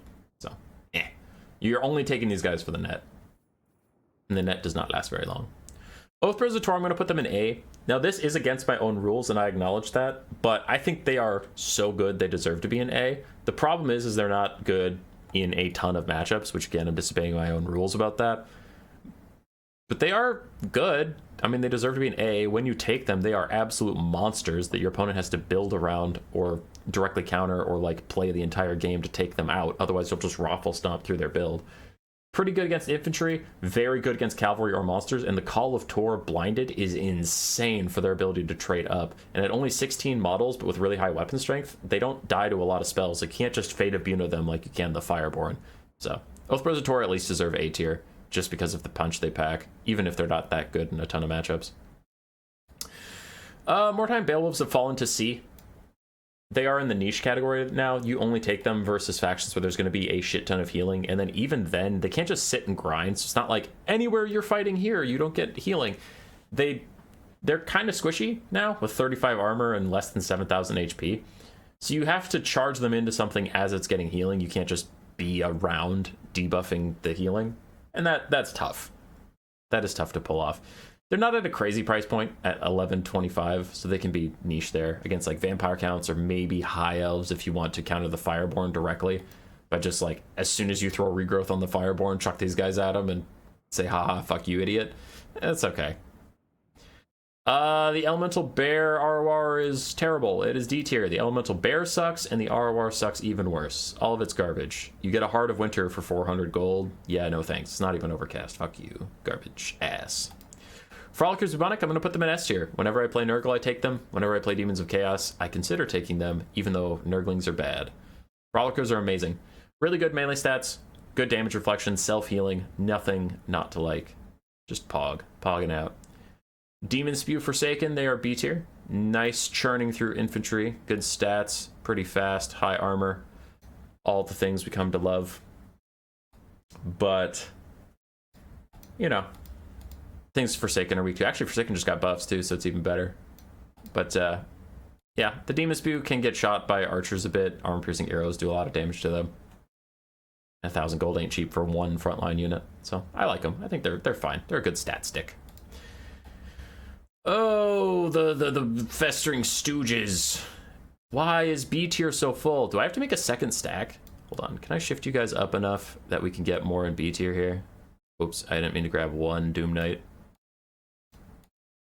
Okay. So okay, I confirmed. You need to be smaller if we're gonna double stack you. So let's do that.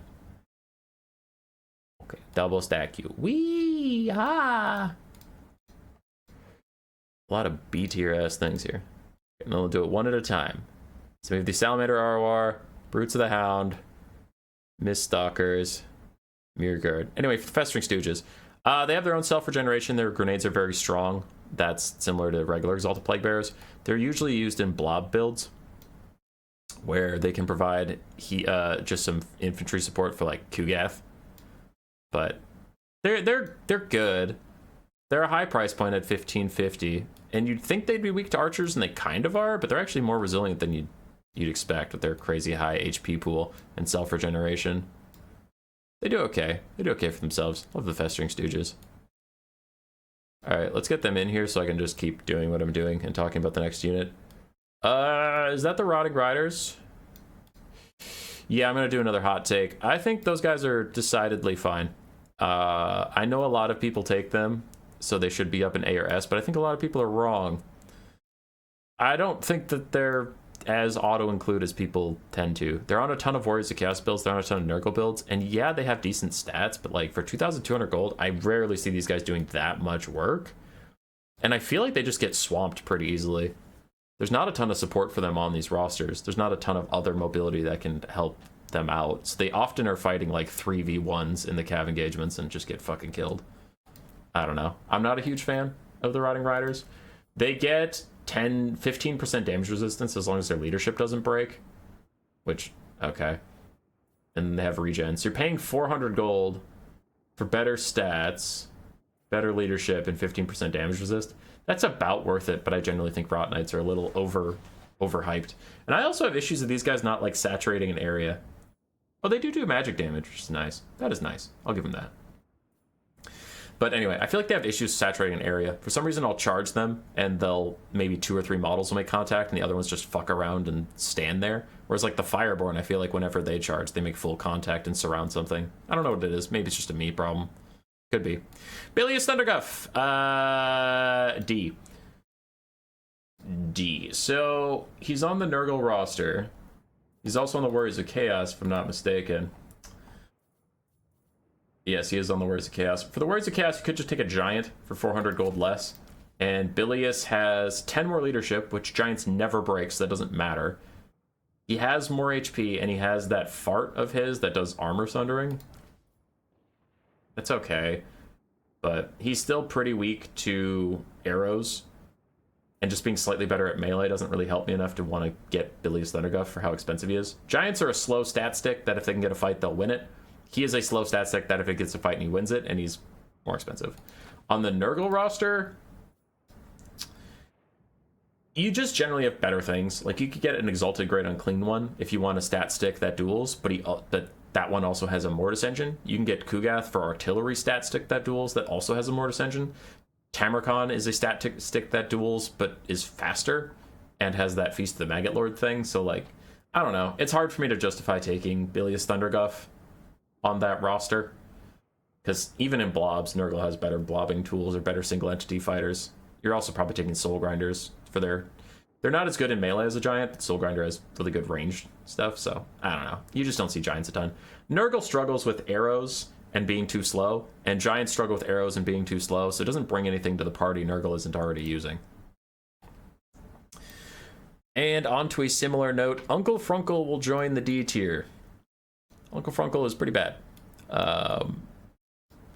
He is weak to all the same things Nurgle is. He's weak to all the same things the Giant is. He doesn't have a Mortis engine. He has a couple bound spells. Spirit Leech, one use Stream of Corruption, and then 2 uses of a Soul Stealer type thing where he heals himself.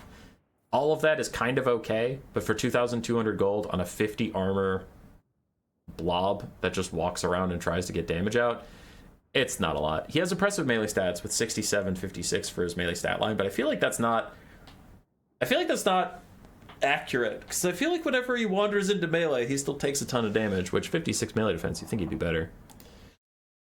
Oh, the piggyback ROR. What are you guys called? The Knights or something? Piggyback Knights. Yeah, I was pretty close. They're crazy good.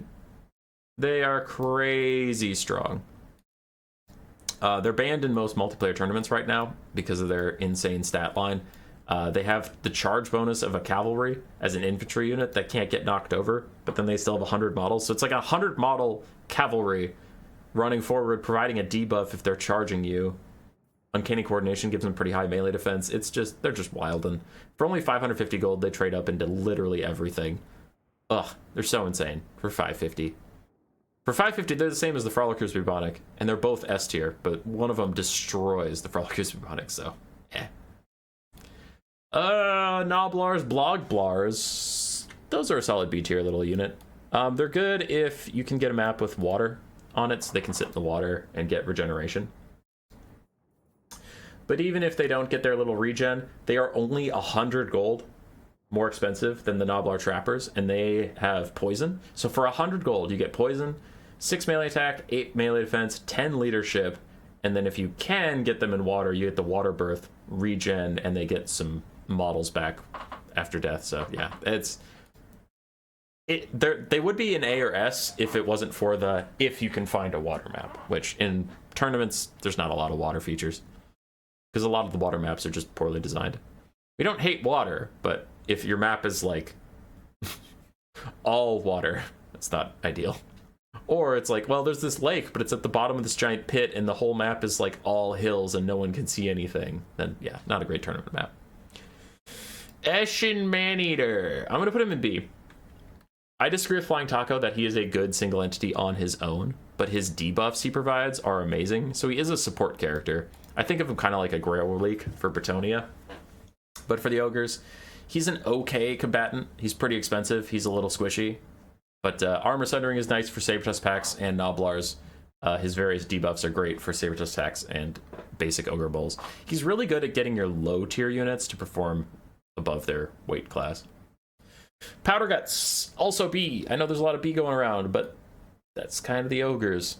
Powder Guts are okay. After their nerfs to Uncanny Coordination or whatever, Adaptive Tactics, I think before that nerf, they were probably an A tier unit, but now they get some pretty mild buffs if they're losing melee combat. Other than that, they're just a man-eater pistol for a little bit more money. They're fine, but they're B tier. They don't get as big of a buff as before. Sky Striders are probably S tier. Crusher with great weapons is one of the best units on the Ogre roster, but then this one has magic attacks, making it very good against anything with physical resistance. Take that, Norsca and demons. Also has Frostbite, making it difficult for anybody to run away from them. And then they get 20% missile resistance as well. So that is very worth it. Crushers are weak to missiles, but 20% less damage from those is quite nice. What the hell are you? The Ample Peak Greybacks are D tier. 33 gold, 33% gold increase over their basic Yeti counterparts, and they get fire weakness, which the Yetis didn't have. Wait, sorry. Nope, other way around. They lose fire weakness, which the Yetis have. So that's fair. That's decent. But then you get Gray Supremacy, which is 20% more damage and 10% damage resistance if something is terror-causing near you. And then they themselves cause terror. It's okay. But, like, I just never see these guys. I'm going to put them in D tier because the Ogres usually don't take that many Yetis. And if you do, you want to spam Yetis. And 400 gold is a lot. It goes a long way. And the Ogres are hurting for cash. Often. A lot of their main units actually cost a lot of money. Like, Noblars are good and cheap. Their lords aren't that cheap. You usually want Crushers. You usually want the Thunder Tusk. And those things cost a lot of money. Your dogs cost 500. So, yeah. Just don't see a lot of the Gray pack guys. Snowhorn of Morn, C tier, and now I need to downgrade the C tier into the 2-tiered system, which I don't know if I have room to do because the other one's kind of bleeding over the lines already. So I'll just make them really small and hope for the best. Snowhorn of Morn, pretty darn niche. It is a what are you called? Why am I blanking on what that is? It's a Stonehorn with increased stats and glacial defense, where it gets more armor and more missile resistance. That's fine. I like it for like box breaking missile heavy factions.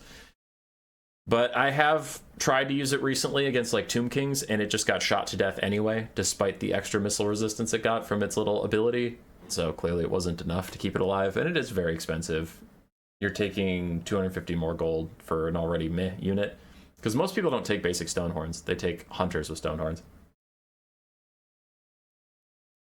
Jesus Christ, how many more factions are there? How many? Let's see how quickly this moves around. It moves pretty quick, so we got to get in towards the bottom. The Tithe. Honestly, D tier. There's no reason to take them. You take them if you have 100 extra gold and you just feel like it. But they're zombies with 20% physical resistance, which is pretty whatever. They have more health too. Yeah, no, that's pretty bad. But maybe, you know what? I'll give them C because they're only 100 more gold. And they last longer than other zombies, I guess. Still pretty bad.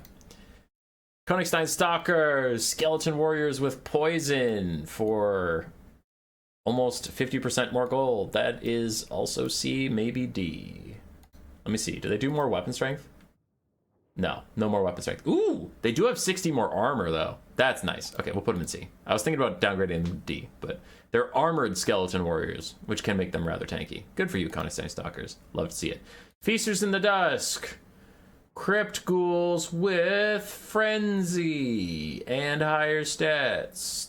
That's it. Vanguard deployment? Yeah, they already have that. They already have stock too. So yeah, just 200 gold for Frenzy and better stats. Crypt Ghouls are still a bad unit, so I'm going to put them in C at best. But Crypt Ghouls are terrible. Crypt Ghouls are performing terribly. They're terrible. These guys, Frenzy kind of puts them back in the game just because it gives them enough melee attack to maybe get some damage out, but they're not great. Stearnsman, A tier. Graveguard with high stats and regeneration. Nothing to dislike there. Stearnsmen are quite good, very solid. Their only kind of issue is that they'll kind of have the Kepler Guard problem of being the last things on the battlefield, but usually in a losing situation, in my opinion. That's more of a vampire count problem than the Stearnsmen. The Stearnsmen are doing their job, the rest of the roster's failing them. Varix Reavers, I think they're B tier. Self-regenerating Black Knights with higher stats is quite nice, especially since Blood Knights don't have armor piercing. These guys have been messing up my Skaven actually quite a lot. I used to have a build I liked with a lot of Eshin units, and then my Night Runners and my Gutter Runners don't do any damage to the Varix Reavers, who are just running them down and constantly regenerating. It's a huge problem. So I think they have some good matchups. I think they're a little underutilized. Good high stats. The Chill Geists are D tier. They're the most D tier unit I've ever seen in my entire life. Their stats are underwhelming, and I am still disappointed every time I take them. Somehow, they just die instantaneously. I don't know what their fucking deal is. And they don't do any damage. I swear I've gotten full-on contact charges against enemy cavalry not facing me, and they still do no damage for the longest time. I hate them. They suck. They're awful. I hate them. The Dire Pack? Good anti-large dogs. I feel like undead dogs are generally not doing well right now. I feel like their melee attack is too low or something. They just don't do any damage, but the Dire Pack getting ROR stats brings them a little more into the realm of usability. And then bonus versus large at 14 is nice against light cav or skirmish cav. They're okay. They're only 650, so they're nice and cheap, but I think the basic dogs suck for the vampire counts. I think the ROR dogs are actually decent. Devils of Schwarzhofen. Bop, bop, bop, bop, bop. All right, you're going in C tier because you're a regiment of Renown of a very good unit. Vargheists are carrying the vampire counts through a lot of games, but also they could just not take you and take more Vargheists and be safer and happier and cheaper. So I think Vargheists are better than the Devils of Schwarzhofen. For 300 more gold, you just get Vanguard and then mildly better stats, which isn't worth it. Oh boy. C tier is getting full. B tier is full. A and S still have room. How many more things are there? Ugh. Claw of Nagash, Mortis Engine with a slow. Tim says it's very good in domination, as are all Mortis Engines, but its higher leadership and higher stats does keep it alive a little longer, and the Chilling Aura allows it to kite a bit better, so it'll be a B tier. It's fine. It's weak to all the things the Mortis Engine still is, like archers and whatnot, but it's fine. It has higher stats. It's a good unit. How many fucking units are there? How many? How are there so many Regiments of Renown? Race of the Frozen Heart are here. How are you different from Dryads? You have Frostbite. You have the Chilling Aura. You're weak to fire. Okay, so you just have Frostbite and Chilling Aura and then higher stats for... Oh, and you have Frenzy. Oh, that's pretty good for 825. I know there's a lot of them, but I'll say it's B. It's fine. They're fine in some matchups. They're good at chasing down guys with their Chilling Aura and Frostbite combo, and Frenzy makes them actually deal damage, where Dryads can kind of sometimes be a little limp.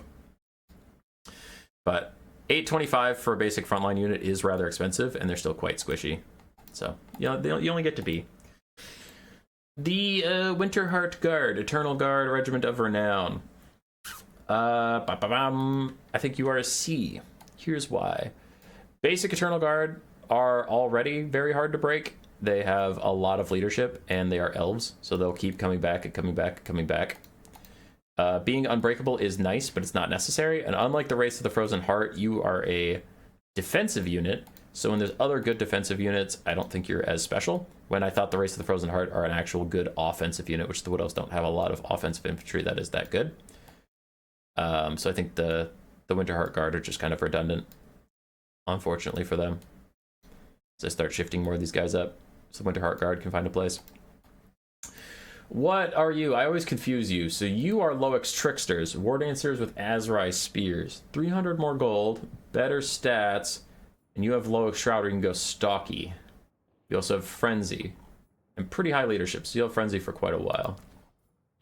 That's okay, but I generally think they're C tier. They're incredibly niche, just because basic War Dancers with Azrai Spears are also very niche, so they don't escape from that. You need to get charged by large monsters or cavalry that you can do a lot of damage against, and then that cavalry needs to not pull back. So they're a little tricky to get to work, and they're very squishy with only 15 armor and no shields. Any enemy counterfire or good cav charges when you're not braced will do a lot of damage to you. It's pretty unfortunate. What the hell are you again? You're the Wardens of Sithril, Wildwood Ranger ROR. Got it. But unlike Wildwood Rangers, you're anti-large as well. Wild Rangers are anti-infantry. Armor Sundering, Armor Piercing, Anti-Large, Guardians of the Wildwood, where they get more stats if a terror-causing unit is in range. Though I think already... Yeah, the other guys already have that. Okay. Immune to Psychology, other guys also have that. You have Charge Reflection, just because you're a halberd. Okay, so you're paying 300 more gold to turn them into a halberd. Wildwood Rangers have higher weapon strength and higher charge bonus. Less leadership. That's also pretty C tier. It's okay. I mean, halberds, elite halberds are always pretty strong, but there's a lot of trade-offs. It's not just a net upgrade, and 1200 gold for Wood Elf infantry is pretty expensive, especially one that has silver shields, so that's good, but 40 armor is still a hell of a drug, so they can die pretty quick. Yeah, that's a C unit. Hawkeyes of Drakira, you guys are probably A. Yeah, probably A. The only thing that keeps me from putting them in S is how expensive they are, and like Way Watchers are solid. A is not bad at all, but Way Watchers are solid. But also a lot of people know they're coming, so they'll try and shut them down. I'm gonna move my remaining guys down here, put the Frolickers back up there. So yeah, keeps them out of S tier just because they're pretty easy to kill, and if they do, usually your entire game as the Wood Elves is shot, which is pretty bad. It's pretty bad. These guys are great. Discouraged on their shots is fantastic. They do high damage. Love them. Wild Hunters of Kurnos, also an S tier after their buffs. They are now a 1550 armor-piercing, anti-large, magic damage cav with frenzy and crazy high leadership, so the frenzy is always going to be active, and they have woodsmen, so they can fight in the woods like most Wood Elf things. They are fantastic. Lost Sylvan Knights RD. I hate them. I think they're terrible. Some people disagree with me, but I am right. There's so much magic damage in this game, and they have been crazy power crept out of existence that now, like, one cast of Flaming Sword of Ruin on basic archers, and 2 basic archers can kill the Great Stag Knights before Flaming Sword of Ruin wears off. They're terror, they're ghosts, I guess that's okay, but you're paying 1900 for them, and the Wild Hunters of Kurnos now exist. So if you're taking them just for armor piercing, Great Stag Knights are 450 gold cheaper. 450 gold cheaper for armor piercing. If you want them for like armor piercing and elite stats, 350 gold cheaper is the Wild Hunters of Kurnos, and the Wild Hunters of Kurnos have silver shields. Well, you have bronze shields and 0 armor. So I don't know. It's not ideal. 55% physical resistance is not enough for ghosts to be relevant right now because magic damage is so easy to get. Firebark Elders. I'll put them in C out of respect, I guess, but I generally think Treekin are a waste of money. The Firebark Elders, at least, provide AoE fire resistance, the Wildfire aura, so then that can make some stuff that's pretty weak to fire damage usually much better, like your Tree Men or your Dryad frontlines, so I guess they could be nice for that. And they're nearly unbreakable. They provide fire damage. They can reduce enemy healing in a late game grind against like vampire counts. So they're niche. Niche. Enigmas of Gairan, also niche. Also C. Pretty expensive at 2050 gold. Their basic counterparts are 400 gold cheaper. You are paying for better stats and then a regrowth instead of Earthblood. And that's it. That's a pretty high price to pay, but regrowth is a pretty darn good spell, so they're C. But I think basic Zoats are also C. I think this is a side grade. I don't think it's an upgrade from basic Zoats. For price, right. Obviously they have higher stats. That's not what we're talking about. But for 400 gold, I think it's a bit of a wash. I don't think you should go out of your way to upgrade them, but if you have 400 gold, sure. The Spears, Eldred's Guard. They're good. They're good. Let me tab over to Empire. Rear Guardian. Rear Guardian, like, never happens. So pretty much you're taking 200 gold for a better Spearman. With ITP, 10 more leadership, 10 more melee defense. That's good, but I generally think people fighting the Empire are going to take a lot of stuff to clear light infantry because there's going to be state troops and there's going to be a lot of them. So I'll put them in B. Burning Head exists. Monstrous infantry still do a lot of damage to these guys. Berserkers still do a lot of damage to these guys, but they're good. And 550 ain't cheap. You could take a Halberd instead. And the Halberds have less stats, but armor piercing and higher weapon strength. So, yeah.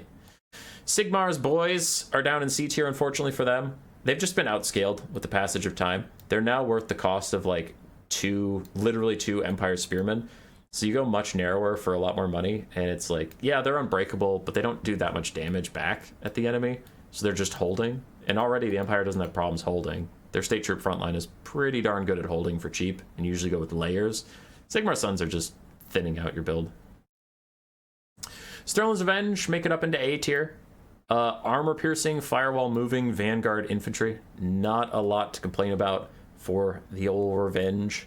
Just a low range, but decent melee stats against, like, dogs and bats and stuff. They'll still die at heavy cav, but you're only talking about 800 gold here for an armor-piercing shot. They're good in matchups that are melee heavy. Maybe Ogre Kingdoms, Slaanesh, Vampire Counts especially. These guys are pretty darn good. Things like that. Tattered Souls are D tier. Tattered Souls are terrible. Flagellants in general aren't great, but these guys are almost 50% more expensive, and they have 3,000 more HP, 5 more melee defense, 9 more melee attack. That is it. And they have 40 more models, I guess. So they take more damage to Burning Head and stuff. So they take more damage from a lot of spells. They take more damage from cav charges, and they have middling better stats for 900 gold. That's insane. Absolutely not. Fuck that. Deathjacks also D tier. They just don't provide anything. Snipe on a short range archer is not good, because they'll almost never get to actually snipe something, and their DPS is so low you can't even surprise your opponent and then run away. It's like you have to stand there and just keep firing and hope they don't notice that they're getting shot at. I don't know. I don't think I can bet on my opponent to suck, so Deathjacks, you're trash. 550 is a pretty low investment point, but it's still investment into nothing. Silver Bullets are going to go into A. These guys have stalk, so generally your opponent has to walk up into range of getting shot to spot them, so they'll at least get one volley off for free. Magic damage, armor-piercing bullets at a low price point is very, very good. These guys usually get taken out by spells, or if the game goes crazy late, cavalry can get to them, but the Empire is so good at keeping them alive that you almost have to invest a spell in killing them, and they're great. I don't think they're S tier, but they are A. The Huntsman ROR, the White Wolves, terrible. They pay for some melee stats on an archer unit, and basic Huntsmen are so much cheaper and just as effective. So the White Wolves have a hard time standing out. They'll just stay in the ground. Sorry, White Wolves. You're badge. Bad sauce. Okay, here's what we're going to do. We're going to have the D tier start on the left, and we're having the C tier start on the right, so hopefully there's not too much intersection as I need to double up again. How many more regiments of down there could there be? Look at how many are on my fucking screen right now. Also, the B, S, and A haven't been visible for quite a while, but I don't want to zoom out because everything's getting small. You get the point. Hergig Jaeger Corps, Hawkland Long Rifle ROR. What is even special about you? You have the Black Powder Discipline of Null and Ironsides, but you have the range and damage of Hawkland Long Rifles. Okay, so they're kind of a combo, but they cost a lot. That's fine. That's a B. They're useful in some matchups. They can counter archers pretty well. Take some archer fire before taking real damage. Shield Breaker is quite nice for killing off infantry, which even the Hawkland Long Rifles and Null Ironsides, neither of them have Shield Breaker. So that's good. They're just more damage Hawkland Long Rifles, but also probably your prime target. Grudge Thrower. Dwarf Catapult ROR. That's niche, so I'll put it in C. It's okay. It's okay. It has a leadership debuff. It's a little more accurate than other Grudge Throwers, but I think after Bolt Throwers got their rework, it's hard to justify taking any Dwarven artillery that isn't a Bolt Thrower. So they're okay. They're good versus Skaven and Greenskins, but that's about it. Zentlaz Reichsguard. C as well. Reichsguard did just get a buff, and they're doing a bit better these days.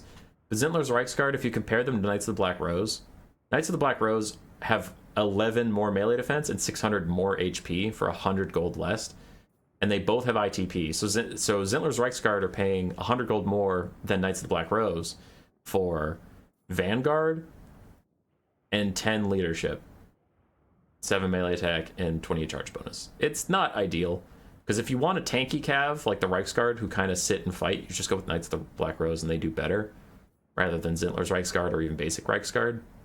And if you want something to do more damage on the charge, you can go with Knights of the Blazing Sun for a lot cheaper, or Demigryph Knights, which just got buffed, because Demigryph Knight with Halberd is only 100 gold more than Zentler's Reichsguard. So Zentler's Reichsguard just kind of exists in a middle world where no one needs them, so they're C or even D. But I'll put them in C out of respect. Their stats aren't that bad. Like, if you take this unit, it'll do okay. Which I think D, it'll actively hurt your chances of winning. The Black Lions, I put them in C because they are good when they're good, but that situation is very limited. The War Wagon with non-360 shooting Hellblaster shots. It's just good at kiting factions that are slow and don't have a lot of range. So, maybe Khorne. Maybe Nurgle. Maybe. You know? But there's not a lot of situations. If you can keep it safe, this thing can put out a ton of DPS. But that situation's limited. Because if the enemy has artillery or basic archers, this thing's going to have a hard time. Its range isn't incredible. Royal Dwarf Gryphites, they're going up in S tier.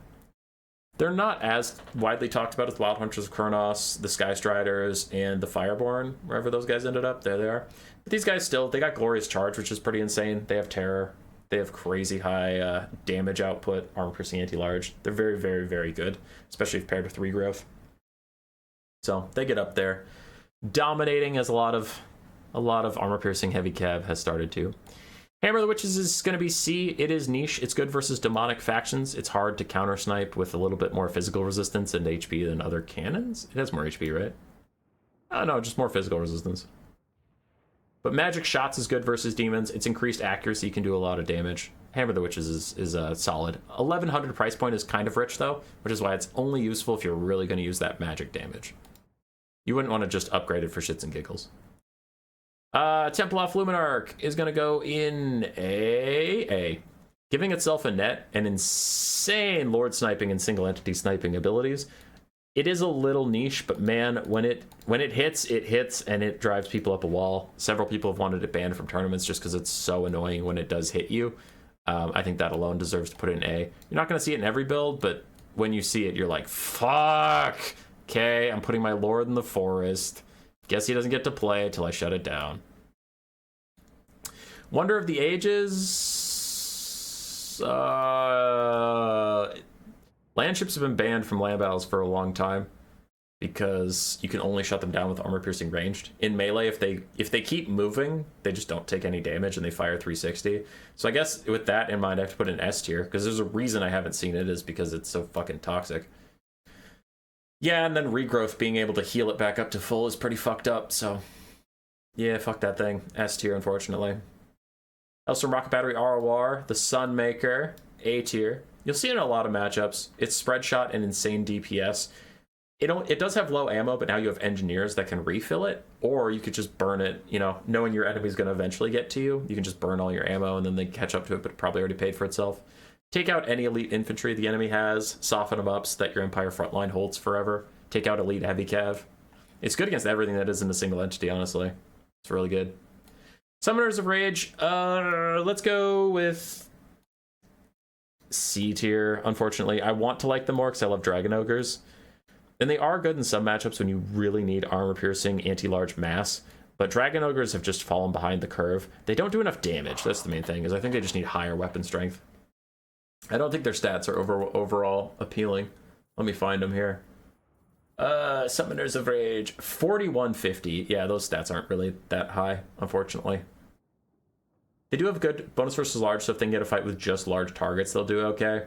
They also have an issue of not being able to surround stuff very good anymore, so they kind of need a bit of buff so they don't get in their own way.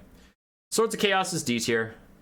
They suffer from the very strange design choice of getting less models than basic Chaos Knights. They have 24, basic Chaos Knights have 60.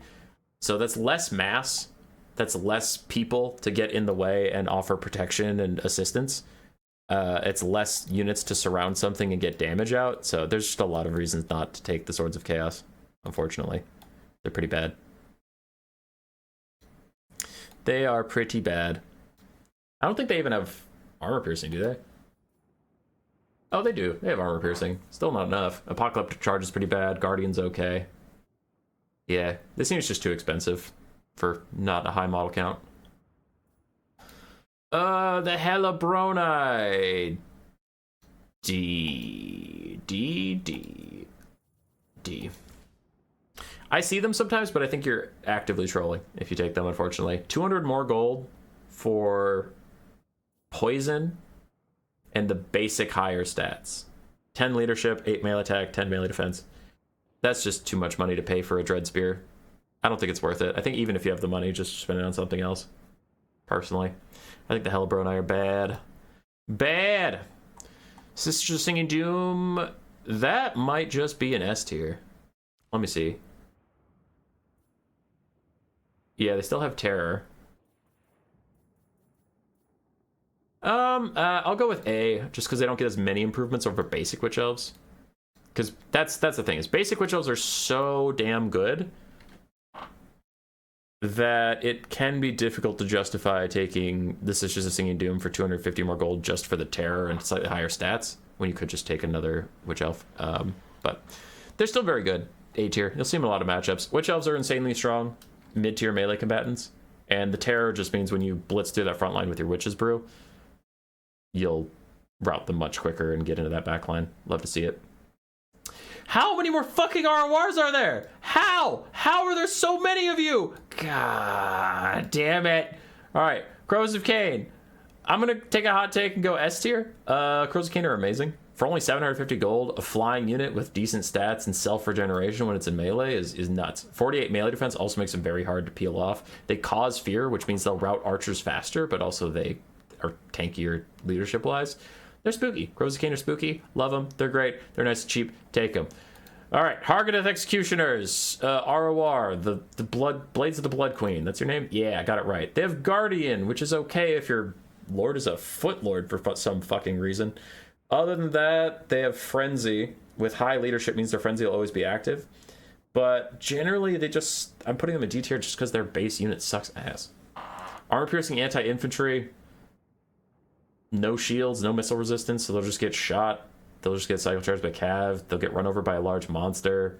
It's too much investment in killing armored infantry, which Dark Elves don't need. Dark Elves have Coldwell Knights, which are super cheap and efficient armor-piercing Cav. You have Scourgerunner Chariots, which after they run out of ammo, can cycle charge through infantry with their armor-piercing. Bloodrock Medusas can kill infinite armored infantry. Your Dragon Lord, if you took it, has breath attacks. Your Dark Shards have armor-piercing, so it's just kind of like, you have some of the most armor-piercing in the game. You don't need a dedicated armor-piercing anti-infantry character. Yeah. It's not good. Bolt Fiends. Also garbage. Yeah, also garbage. They're down in D tier. You're paying 250 more gold than a 600 gold unit, so you better get a lot out of it, and you're just putting a big target to come kill me, Bolt Fiends. They do have Shield Breaker, which is okay, and they have mildly higher stats, which is kind of okay, but not okay enough to pay 250 more gold. Gold One Dread Knight ROR. Oh no. Oh no. Murderous Mastery, mildly better stats on a terrible unit. Just take Cold One Knights. Just take Cold One Knights instead. I will put them in C tier for one reason. There are builds where you take 4 Cold One Knights and you can't take any more Cold One Knights and you get the ROR Dread Knights because you need another Cold One Knight. That is the only reason I will allow it. If you're upgrading a Cold One Knight to this, no. Save yourself the 550 gold. The Cold One Knights will do just as well. These guys suck. Yeah. Doomfire Warlock ROR. Yeah, they're okay. Yeah, I'll put them in B. 1450 is a pretty penny, but Soul Stealer is nice, and they can get a lot of good damage out. Poison and magic damage, and very fast. Whereas Cold One Knights are super slow if you need speed for some reason. These guys are nice when Dark Riders can't do any fucking damage. And Word of Pain, they have 2 uses of Word of Pain. Minus 40 melee attack can actually win them any fight with light cavalry. Heavy cav, they have issues because they don't have good armor piercing. But if you're facing like Norsca, Word of Pain on some Skin Wolves plus your magic damage, oh, you'll just cleave through those guys. They're nice. They're pretty fragile though. So I put them in B, maybe C. Maybe they deserve to be in C, but I'll put them in B. Nargumling's Ironbreakers are an A tier unit. You don't see dwarves a lot because they get banned in most tournaments. Like, not by the tournament host, but usually in tournament formats you have bans. Like, I pick this faction and ban this faction, right? Most people are banning dwarves right now, so you just don't see a lot of dwarves. If you saw them, you'd see more Nargumlings. Nargumlings are pseudo unbreakable with amazing blasting charges, very high melee stats. They're just great. ITP, good stats. Almost 80 melee defense, which is pretty bonkers. And then if they're next to Thoric, they'll have perfect vigor, so they'll keep all their stats forever. They're very solid. The only downside is their high price point and that they're slow, but generally dwarves are all slow, so they'll be where the fight is because the fight's going to come to you. The Ravens Heralds. I'm going to put them in C because they're flying. That is the only reason they're not in D. Sometimes you can flying cheese somebody if they don't have enough ranged, because if they go full melee versus Dark Elves, and all of a sudden you have the Heralds of the Ravens Heralds up in the sky, you can just shoot their Lord for free, and there's nothing they can do about it. But that is the only thing keeping them out of D. Their DPS is insanely low. They're very squishy, and for 900 gold, if they get rampaged once, they just get torn out of the sky. If your opponent has Furies or Harpies or Longmanites or anything that can fly, they're going to have a bad time. They're not 360 shootings. They can't even kite truly. It's not good. They're just a flying cheese unit.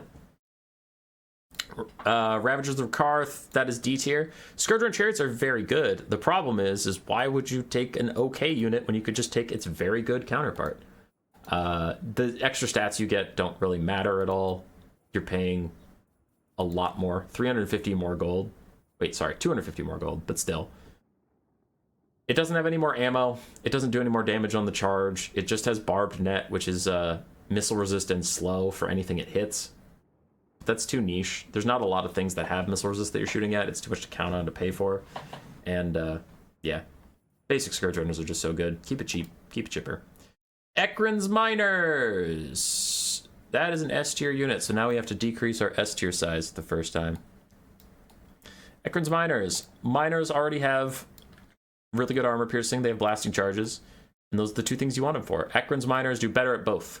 With Frenzy and better melee stats, they can actually punch back against things where Miners' terrible melee attack usually holds them back. And then I think they have 2 charges of their blasting charges. So just better Miners, and Miners are already taken in every build. Grumbling Guard. Longbeard's great weapons. I think they're underrated. Again, if we saw dwarves, we might see more of these guys.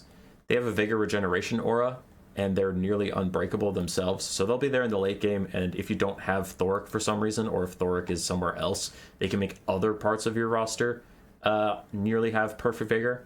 So they're very good. They have Encourage. They have really high stats. Good armor piercing. They're solid. For 1,000 gold. Dragonback Slayers. I'll put you in A as well.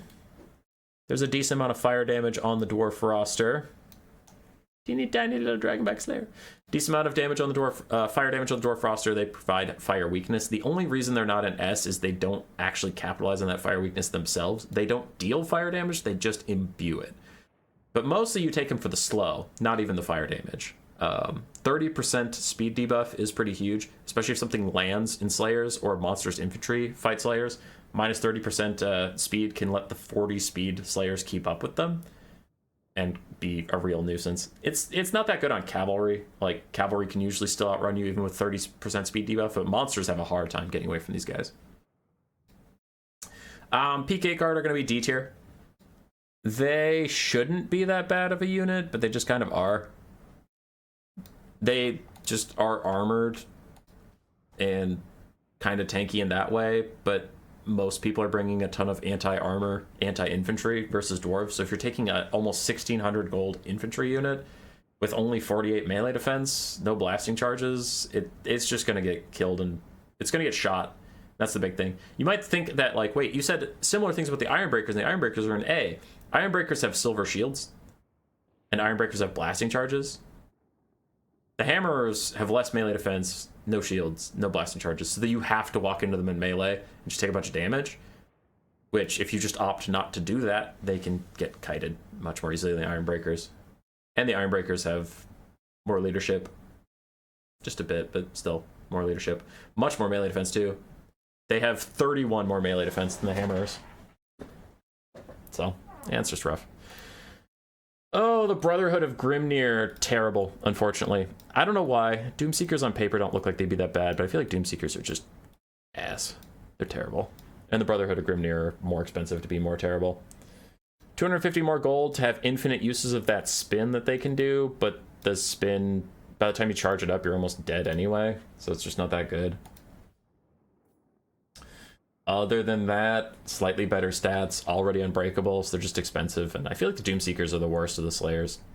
Cost per effort thing. Giant Slayers are great, Slayers are fine, Doomseekers are bad. So, the RO Doomseeker, extra bad. Ulthar's Raiders, you're gonna go up in A tier with your tiny little Slayer friend. Teeny tiny, because I don't want to readjust that whole area, so you're teeny tiny. Look at how tiny you are. Tiny little dwarf.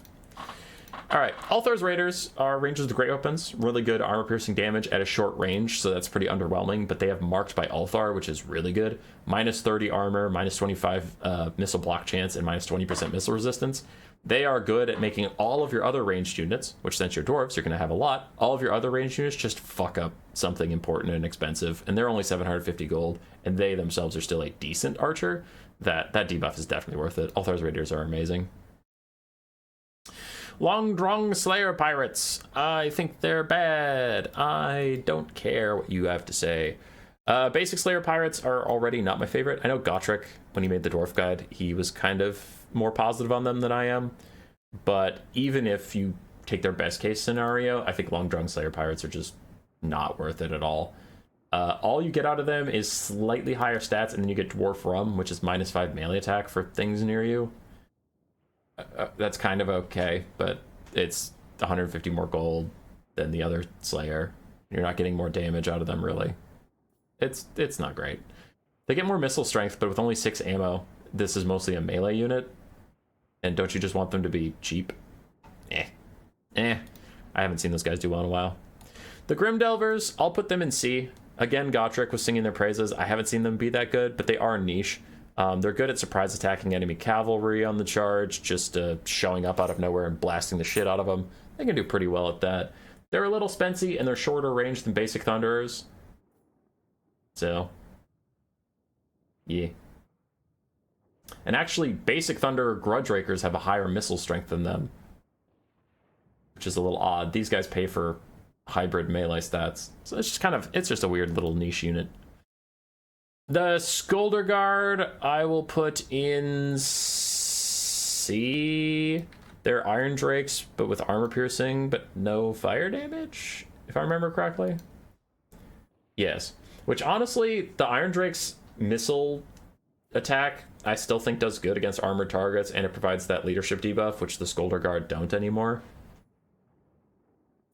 Honestly, actually, considering all that, I'm going to put them in D. I know people are going to hate me, but whatever. Everybody already hates me anyway. I think basic Iron Drakes are cheaper and better. I just think they provide more utility and do about the same amount of damage, that it isn't worth it for the other stuff. And the extra leadership doesn't matter. 85 to 95 upgrade sounds nice, but I swear Iron Drakes come back all the time anyway, so it just doesn't matter at all. Doesn't matter at all. How... Okay, I'm actually wondering, how many more fucking RORs are there?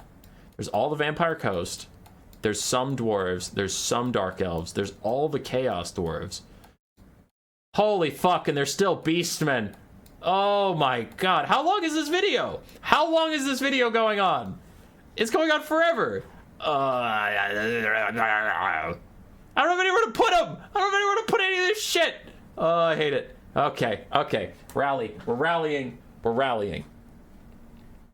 The Tide of Skjold. Perfect Vigor, rowdy zombies. Still not good. They're weak to archers, they're weak to Burning Head, they'll get killed off, and they're almost double the cost of your basic zombies at this point. Don't take them. Please don't take them. You're trolling if you do. Don't take them. Blood of your Deck Guard ROR, that is C. That is a niche unit. They are halberds. They are good at being halberds. They have enraged for 40% damage resistance. That is nice if you're suffering volleys of ranged fire, but they're not good in every matchup. They're only good if you suspect your opponent will bring heavily armored, large units into your backline. They're also very expensive. The Black Spot. Handgun ROR. Hybrid halberds and handgun mob, all unbreakable. Very, very good. The only reason they're not in S tier is they are weak to archers and Burning Head, as are a lot of the undead roster. So, yeah. That's A tier. They won't be in every matchup, but they'll be in a lot. Shade Wraith Gunners! Fuck you, they're S tier. Extreme long range, magic damage, discouraged, makes them amazing versus demonic factions of all kinds.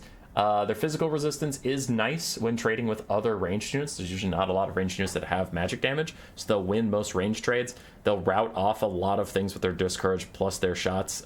They're just very good. And they're also very good to pair with carronades or mortars, because then your opponent gets the under artillery fire, under fire, discourage debuffs all stacked on each other, and usually you can rout stuff off. They're good versus low leadership factions. They're good versus armor factions. They're good versus slow factions. They're good in range duels. The only thing they're weak to is light cav and war beasts just charging into them like chariots or something. So keep them alive with Tlampy's Revenge, and you'll be fine. So they're great. And they're only 1,050 gold. Like, that's not that much. The Night Terrors, I would have been much harsher on them about a month ago, but I have seen Morgul's getting some good uses recently. I feel like they got some changes and some buffs. The Night Terrors are B tier. Good stalking unit with self-healing. It is a little weak to archer fire. It is a little weak to basic spears. And for 1,200 gold, that's not nothing. But they're a good unit. You'll see them in several matchups. Bomber Bats ROR with Armor Sundering. Unfortunately, you are going down to C or D. I'm going to go with D. D tier for you, my friend. The Vampire Coast don't need that much Armor Sundering. They have a lot of AP ranged anyway with handguns and deck gunners and stuff. Hand cannons. So really, you're not supporting that much. They're kind of okay paired with pistol mobs. Even animated hulks have armor piercing, so the Armor Sundering's just kind of meh. Armor Sundering's meh. Lampert's Revenge, there you are, my sweet. Welcome to S tier. Love you. Lampert's Revenge, very high damage, decently fast. They have shotguns on their back that fire 360, so when they surround something, they all just shoot it straight in the face. It's kind of like an execution. It's a little brutal. They're decently high price point, but they almost always pay for themselves. They're impossible to grind down. They're living their best life, and they love it. They love it. The Vampire Coast roster needs the Lampert's Revenge in most of their builds, hence it is an S tier. I think it's in, like, literally every build. Yeah, it's in, like, every build. Gallows Giant Necrophest Colossus is D tier. Trolling if you take it. The basic Necrophest Colossus has higher range and is better against cavalry. The Gallows Giant specifically aims at the corner of a unit, so it'll hit less of it than a basic Necrophest. So honestly, it does less damage than the basic Necrophest Colossus. It's only good for discouraged cheese because, like, the burnt debuff on shots, but even then, it's not really worth it. I'm sure there's a matchup or two where you could argue you have some cheese strategy, and I would argue that not cheesing is going to get you more wins than cheesing in that exact case. So I think the Gallows Giant is just bad. It's weak to all the things Vampire Coast is already weak to, like archers take it down super fast and it's very expensive. So I don't know, it just get a regular Necrophest Colossus. Those aren't that bad. Those are C. Necrophest Colossus are C tier units, but the Gallows Giant is just a worse one, so it's D. You're paying more for worse. Never take it. Queen Bess, fuck you, I'm right. D tier. Queen Bess doesn't do as much damage as she used to. She just got outscaled by time, and now her cannon mount, like the actual cannon that fires, is pretty easy to kill off. For 1,600 gold, she almost never pays for herself. And I know some people are going to shout at me and say, it's not about paying for yourself, like she weakens infantry and then makes them easier to rout off. Okay, dude, but she doesn't do that much. You could get 2 mortars for her cost and still have 300 gold left over. So you could get undead deckhands mob and 2 mortars. That's going to kill more archers than Queen Bess will, and it takes a lot longer to kill by those very same archers. Queen Bess is weak to cav, weak to skirmish cav, weak to archers, and she's only good against tightly knit archers, not even like huntsmen, which are spread out. So tightly knit archers and front lines, which, whatever. She's not that great. She's very expensive. You can only take 1 of her. And she's also hard countered by other artillery. Basic cannons, oh, those will wreck her day. Skyhammer.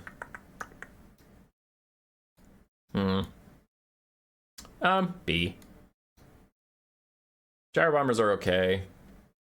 Like, air cheese against dwarves can be pretty tough if you're not ready for it, or if they snipe out all of your anti-air and then just have the Skyhammer sitting above you. Generally, gyrocopters and gyro bombers are going to be S, A, or B. So the Regiment of Renown, as long as it's not actively wasting your fucking time, it's not going to fall down to C or D. And it's definitely not wasting your fucking time. Pretty high missile strength. Its bombs are underwhelming, but the missile strength is mostly what we're talking about here. Warriors Dragonfire Pass, another B tier unit. Cheap and chipper, fire damage to reduce healing of enemy rosters. They have fire resistance, not that that one matters that much. They also have frenzy, don't they? No, they just have bonus versus infantry of 6. So over basic dwarf warriors, 10 more leadership, 10 more melee defense, 7 more melee attack, fire damage, and that's it. I don't know then, actually. Might downgrade them to C tier. I thought they had frenzy when I started saying these things. Go to C tier, you wretches. Chill of Sontar. The Sontar Chiller. It's probably C tier. Let me check the basic Hydra. So here's the thing. Basic Hydra does not do fire damage. Okay. Then, and only then, Chill of Sontar... I don't think it can get all the way up to B. Yeah, I can't get all the way up to B. It'll be in C. I thought the basic Hydra might do fire damage, and it's like, okay, this is side grade because you get better leadership, which Hydras actually have pretty bad leadership. You get better leadership, you lose the fire damage? No, you don't lose fire damage, you don't lose shit for the Chill of Sontar. The Chill of Sontar is Frostbite to slow nearby enemies when it hits them. Tanky, tons of regeneration, 75 leadership will keep it in the fight most of the time if their lord is still alive. But it's C tier, it's very niche. It's just good if you need to tank a lot of shots and provide terror. Bloodrack Medusa ROR, Siren Red Ruin. Oh god. B. Whoa, I flipped her upside down. That's a B. She has the Whale of Malice to clear out blobs. She has really good shots like the basic Bloodrack Medusa to kill infantry, and then anti-large stats to be kind of an okay duelist. But she's expensive, she's squishy, and anti-large cavalry takes her out super quick, so... meh. B. She's okay. She's okay. The Immortals! Not duh Immortals, the Immortals. D tier. They are worse than their basic variant. That is all I have to say about them. Just take Infernal Ironsworn. They have blasting charges, they have shields, they cost less. They're way better. Blazing Beards of Bazrak. That is an S tier unit. Put that way up there. Bam. Blasting charges, good holding, good stats, good Chaos Dwarf Warrior for only 950. You'll see it in a lot of Chaos Dwarf builds. Unless they're just purely out of money with their triple SEM Hero Hammer. But, I don't know. I really think the Blazing Beards are fantastic. Because they're 450 less gold than Infernal Ironsworn and do, like, all the same things. So, you'll love to see it. And they have Frenzy, which is really good. Love that. Blazing Beards are good. Solid. Great unit. The Scolder Guard. Is that what you're called? Hold on. No, the Granite Guard. God damn it, I'm stupid. Okay, let's see. What makes you different? You have Suppressed and higher missile strength. And you have Dig In. If you don't move, you get missile resistance and range. That's okay, but honestly, I still think this is a C tier unit. It's incredibly niche. Scolder Guard are niche. They get put down in C tier, where they belong. Basic blunderbusses do the job. Basic blunderbusses have so much damage that a slight increase in damage isn't even noticed. But, yeah. The Granite Guard don't provide enough to be 300 gold more expensive. It's a third more expensive than a basic blunderbuss. So, yeah. Ashen Stark Ravagers! You are a B tier. It's kind of like the Crimson Killers version of the Bull Centaurs, where they kind of do a little bit of everything. The other Bull Centaur renders... The basic one has shields... Then there's one with anti-infantry, then there's one with anti-large.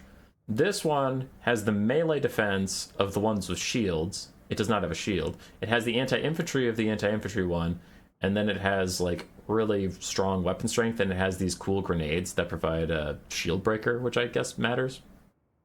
I don't know. But it just kind of has the best of all worlds for a little bit more money. It has Guardians, so it can guard your lord in melee combat. Revel in Fear for each nearby unit that is wavering. It can get up to plus 40 melee attack and 16 leadership, which I don't know how hard that ramps, but with 40, from 0 to 40, based on nearby wavering units, I have to think that if even one thing is wavering, you get like 8 melee attack. That's pretty intense.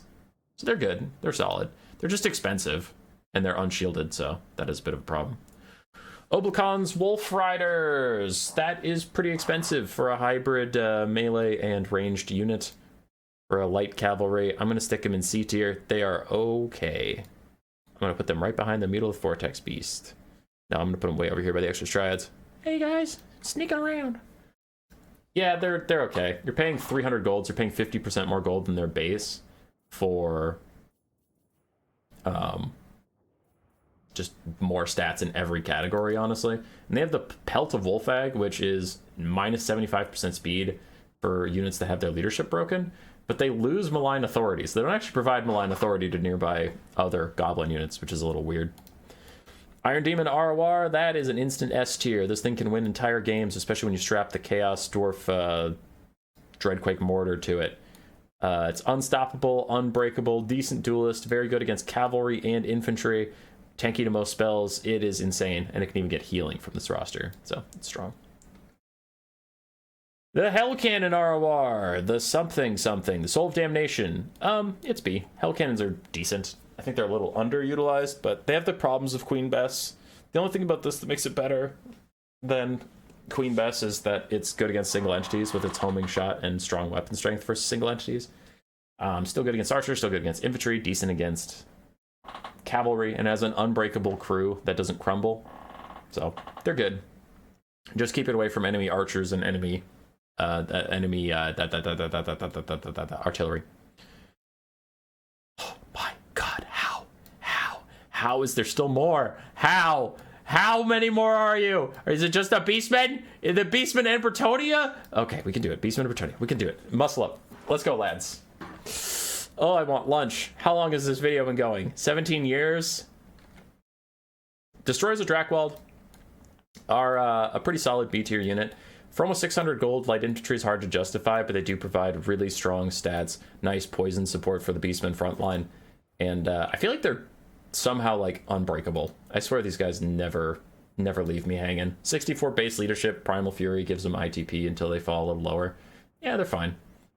47 melee defense is a hell of a drug for a beastman unit. You're not used to seeing those kind of stats. They have 17 more melee defense than their base. So that's it. You're paying 200 gold for 17 more melee defense and poison. So they take 15% less damage, and then they have almost 20 more melee defense. Oh, love it. Love that for them. Then we have Black Horde's Ravagers. What makes you different than the basic? You have Rowdy and Stalk. Yes. It's Gore Herds with Stalk. Basic Gore Herds can be shot on the way in, these guys can't, and they have perfect vigor until their leadership is wavering, which with Regiment of Renown stats, they have 76 leadership that will not be reduced by being tired at all. So these guys are linebackers. Yes, linebackers. They hold forever. Decent stats. I'll also put them in B tier. They're very fair for their price.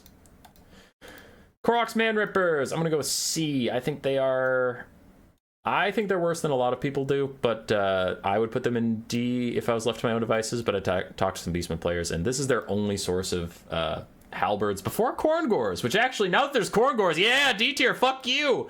Can't argue against me anymore. You have Korngors. Why would you bother taking these guys? Korngors have Frenzy, and they're unbreakable after a point.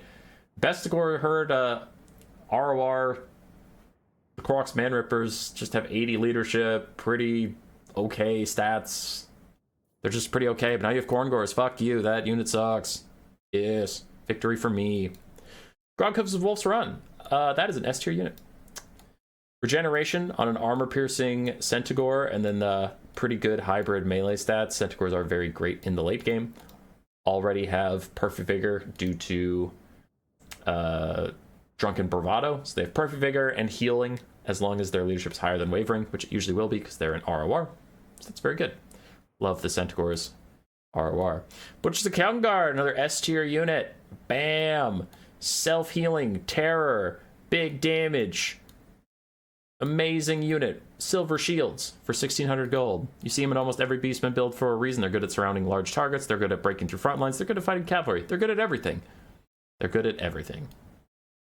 Sons of Goros are B tier now that Centaurs of Tzeentch got nerfed. When Centaurs of Tzeentch were released, there was literally no reason to take this unit, so I'd put it in D tier just because you should be taking cheaper units that are the same. But now that Centaurs have taken some nerfs, these guys provide armor-piercing magic damage for only 150 more gold. Ooh, for only 50 more gold than a Centaur of Tzeentch. They have 7 more melee attack, melee defense. They have 35 more armor, 10 more leadership. They just don't have barriers, and they don't have arcane charge. They do get guardian, so a lot of good reasons to take them now. They're very strong.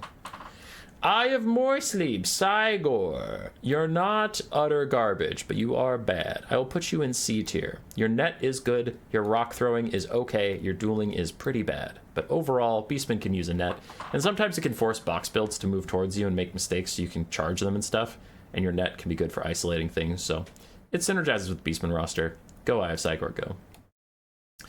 The Vargablargablargablar. The Vargablargablargablar. B tier. Jabber Slice are very good at breaking box formations or providing terror against like Skaven. Not that great versus Greenskins, but good versus Skaven, good versus Dwarves, good versus Grand Cathay Empire, things like that. The Varga specifically has better melee stats. A little higher leadership, keeping her in the fight longer than other Jabbersites. And then she has armor sundering, which can be nice for the beastmen. Not all of them have good armor piercing damage, like basic Centaurs can synergize with her well. And she does have the searing bile blood, little vortexes that spawn as she charges through things. And it sunders armor even further, so she's a big old armor sundering lady. Yeah. The basic one provides poison, she provides armor sundering. Bretonnia, I think the last faction, oh god. Beastslayers of Bastion, pretty terrible. C, D, fuck them. They're terrible. Every time I see them get taken, they just suck and die. They just suck and die. Pretty middling stats. They are a peasant unit, so I guess they can get buffed up by nearby knights. Their weapon strength is pitifully low. Decent bonus versus large, but it's low otherwise. And 900 gold. They just suck. They suck and die. They're terrible. Holy Wardens of La Massatil. Decent damage. Magic damage and fire. I'll put them as niche because they're okay versus certain demonic factions, but Bretonnian infantry in general is just really, really fucking bad. So you need a good reason to bring these guys, and they lose the shields of their basic battle pilgrim kin. Knights Errant ROR, that gives frenzy and higher stats to a knight errant. That is okay. You are a B tier. That's okay. Frenzy is fine. 900 gold for a decent heavy cav is not a high price to pay, so they're good. Knights of the Realm ROR, I put that in A tier. Magic damage on an already anti-large cav is great. These guys are great in every matchup where the enemy will not have high armor. But if it's Daemonic, if it's Norsca, if it's Greenskins, if it's Skaven, the Knights of the Realm ROR is really, really good. High leadership, high weapon strength, anti-large, magic damage, nothing to hate. And they cause fear, which is quite nice. Wards of Montfort, those will be a B tier. Nice little skirmish cav for Bretonnia. It is too expensive for what it does to keep it out of A or S tier, but poison damage, decent skirmish cav on a roster that doesn't have a lot of skirmish cav, they can be good knight support and help out a lot. Like the peasant bowmen with pox arrows, but faster, keep themselves safe and get to fights they need to be at to provide the help they need. They're okay. Fuck, there's Grand Cathay back there. God damn it. This video never ends. Companions of Quinels are C. They're bad. I don't know why they're bad. Their stat card is good. Their stat card has a lot of C. Sorry, did I say B? They're C. Their stat card has a lot of stuff that's good on it. They have high stats, anti-large, armor piercing, all that stuff. But for 1450 gold, you're so close to grabbing a Grail Knight. Just grab a fucking Grail Knight. I don't know why. These guys just don't feel like they connect right. They kind of remind me of the Chill guys, the Hexwraith ROR we were talking about on the vampire counts. I swear I get these guys good charges and then they just like don't do any damage. They don't swing, they just T-pose or something. I don't know. The Companions of Quinels suck. They always suck and die for a high price point. They just blow. Get Grail Knights. Grail Knights are more reliable. Grail Knights have better animations. Grail Knights are just Grail Knights. They have perfect vigor. Fuck you, Companions. Ugh. The Blood Brute Behemoth. Is that what your name is? Did I get it right? Did I get close? Ah, I did. Nice. That's an A tier. He's a good lad. He has self-healing when he's in melee. He is crazy expensive. That is his biggest downside. His 2,550 gold is a hell of a price to pay. But he has very high stats, very high weapon strength. He has Blood Greed of the Minotaurs, so as he kills more stuff, he gets a bunch of stats. He has Frenzy, with which is his high leadership makes it hard for him to lose his Frenzy. And he has the heal, like we mentioned, causes terror, spell resistance because he's marked by Khorne, so you can't just Spirit Leech or Flensing ruin him to death. He's pretty tanky, he's pretty strong. He's just expensive. Keep him away from archers. Oh my god, Grand Cathay. You are the last of it, right? Yes. Alright, Jolly Green Giant, D tier, fucking sucks. The Terracotta Sentinels are already terrible, and his Missile Reflect is cheesy, but it doesn't actually work that well because its range is too short. So you need to be right next to him to get Missile Reflected, and it just doesn't work that well. Terracotta Sentinels are slow, they don't do a lot of damage, they're just bad. They're bad, so he's bad. The Dune Dragons, they're bad. Celestial Dragon Guard, whoopsies, I flipped him. Celestial Dragon Guard are already not great. They're like Jade Warrior Halberds, but for a lot more money, and they don't even hold that well. And the Dune Dragons are just more expensive for more of not that. Grand Cathay is already going to get a bunch of people taking armor piercing and high melee attack versus them, so it's just kind of like, it's redundant. I've never seen a build with the Celestial Guard ROR, Celestial Dragon Guard ROR win, and I feel like they're part of the reason why.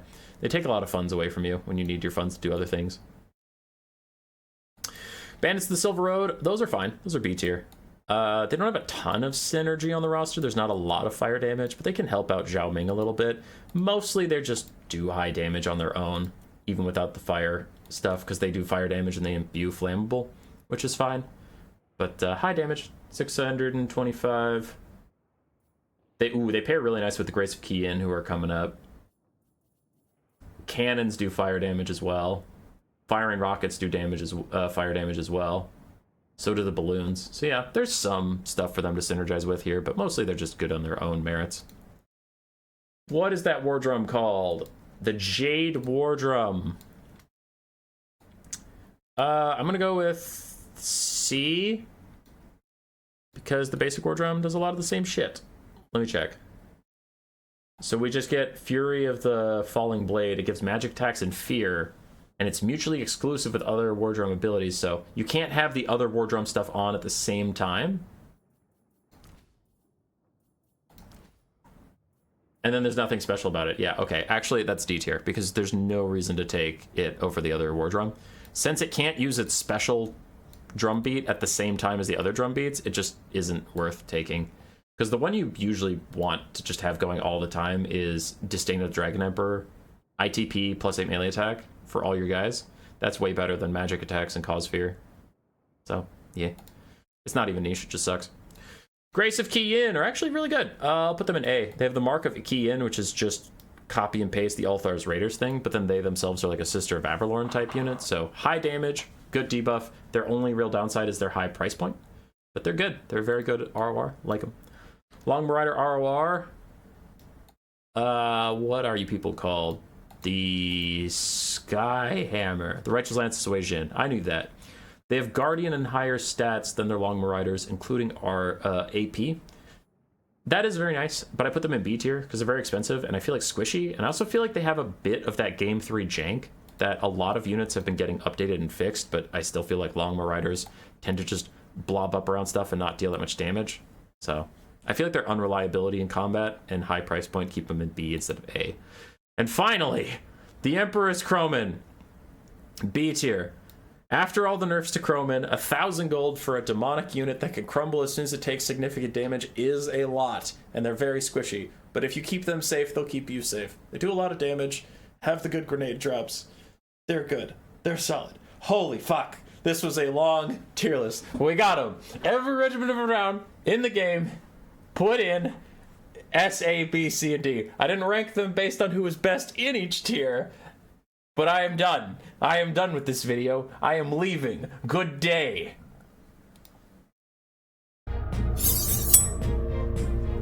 Roar. Subscribe. Yes, yes.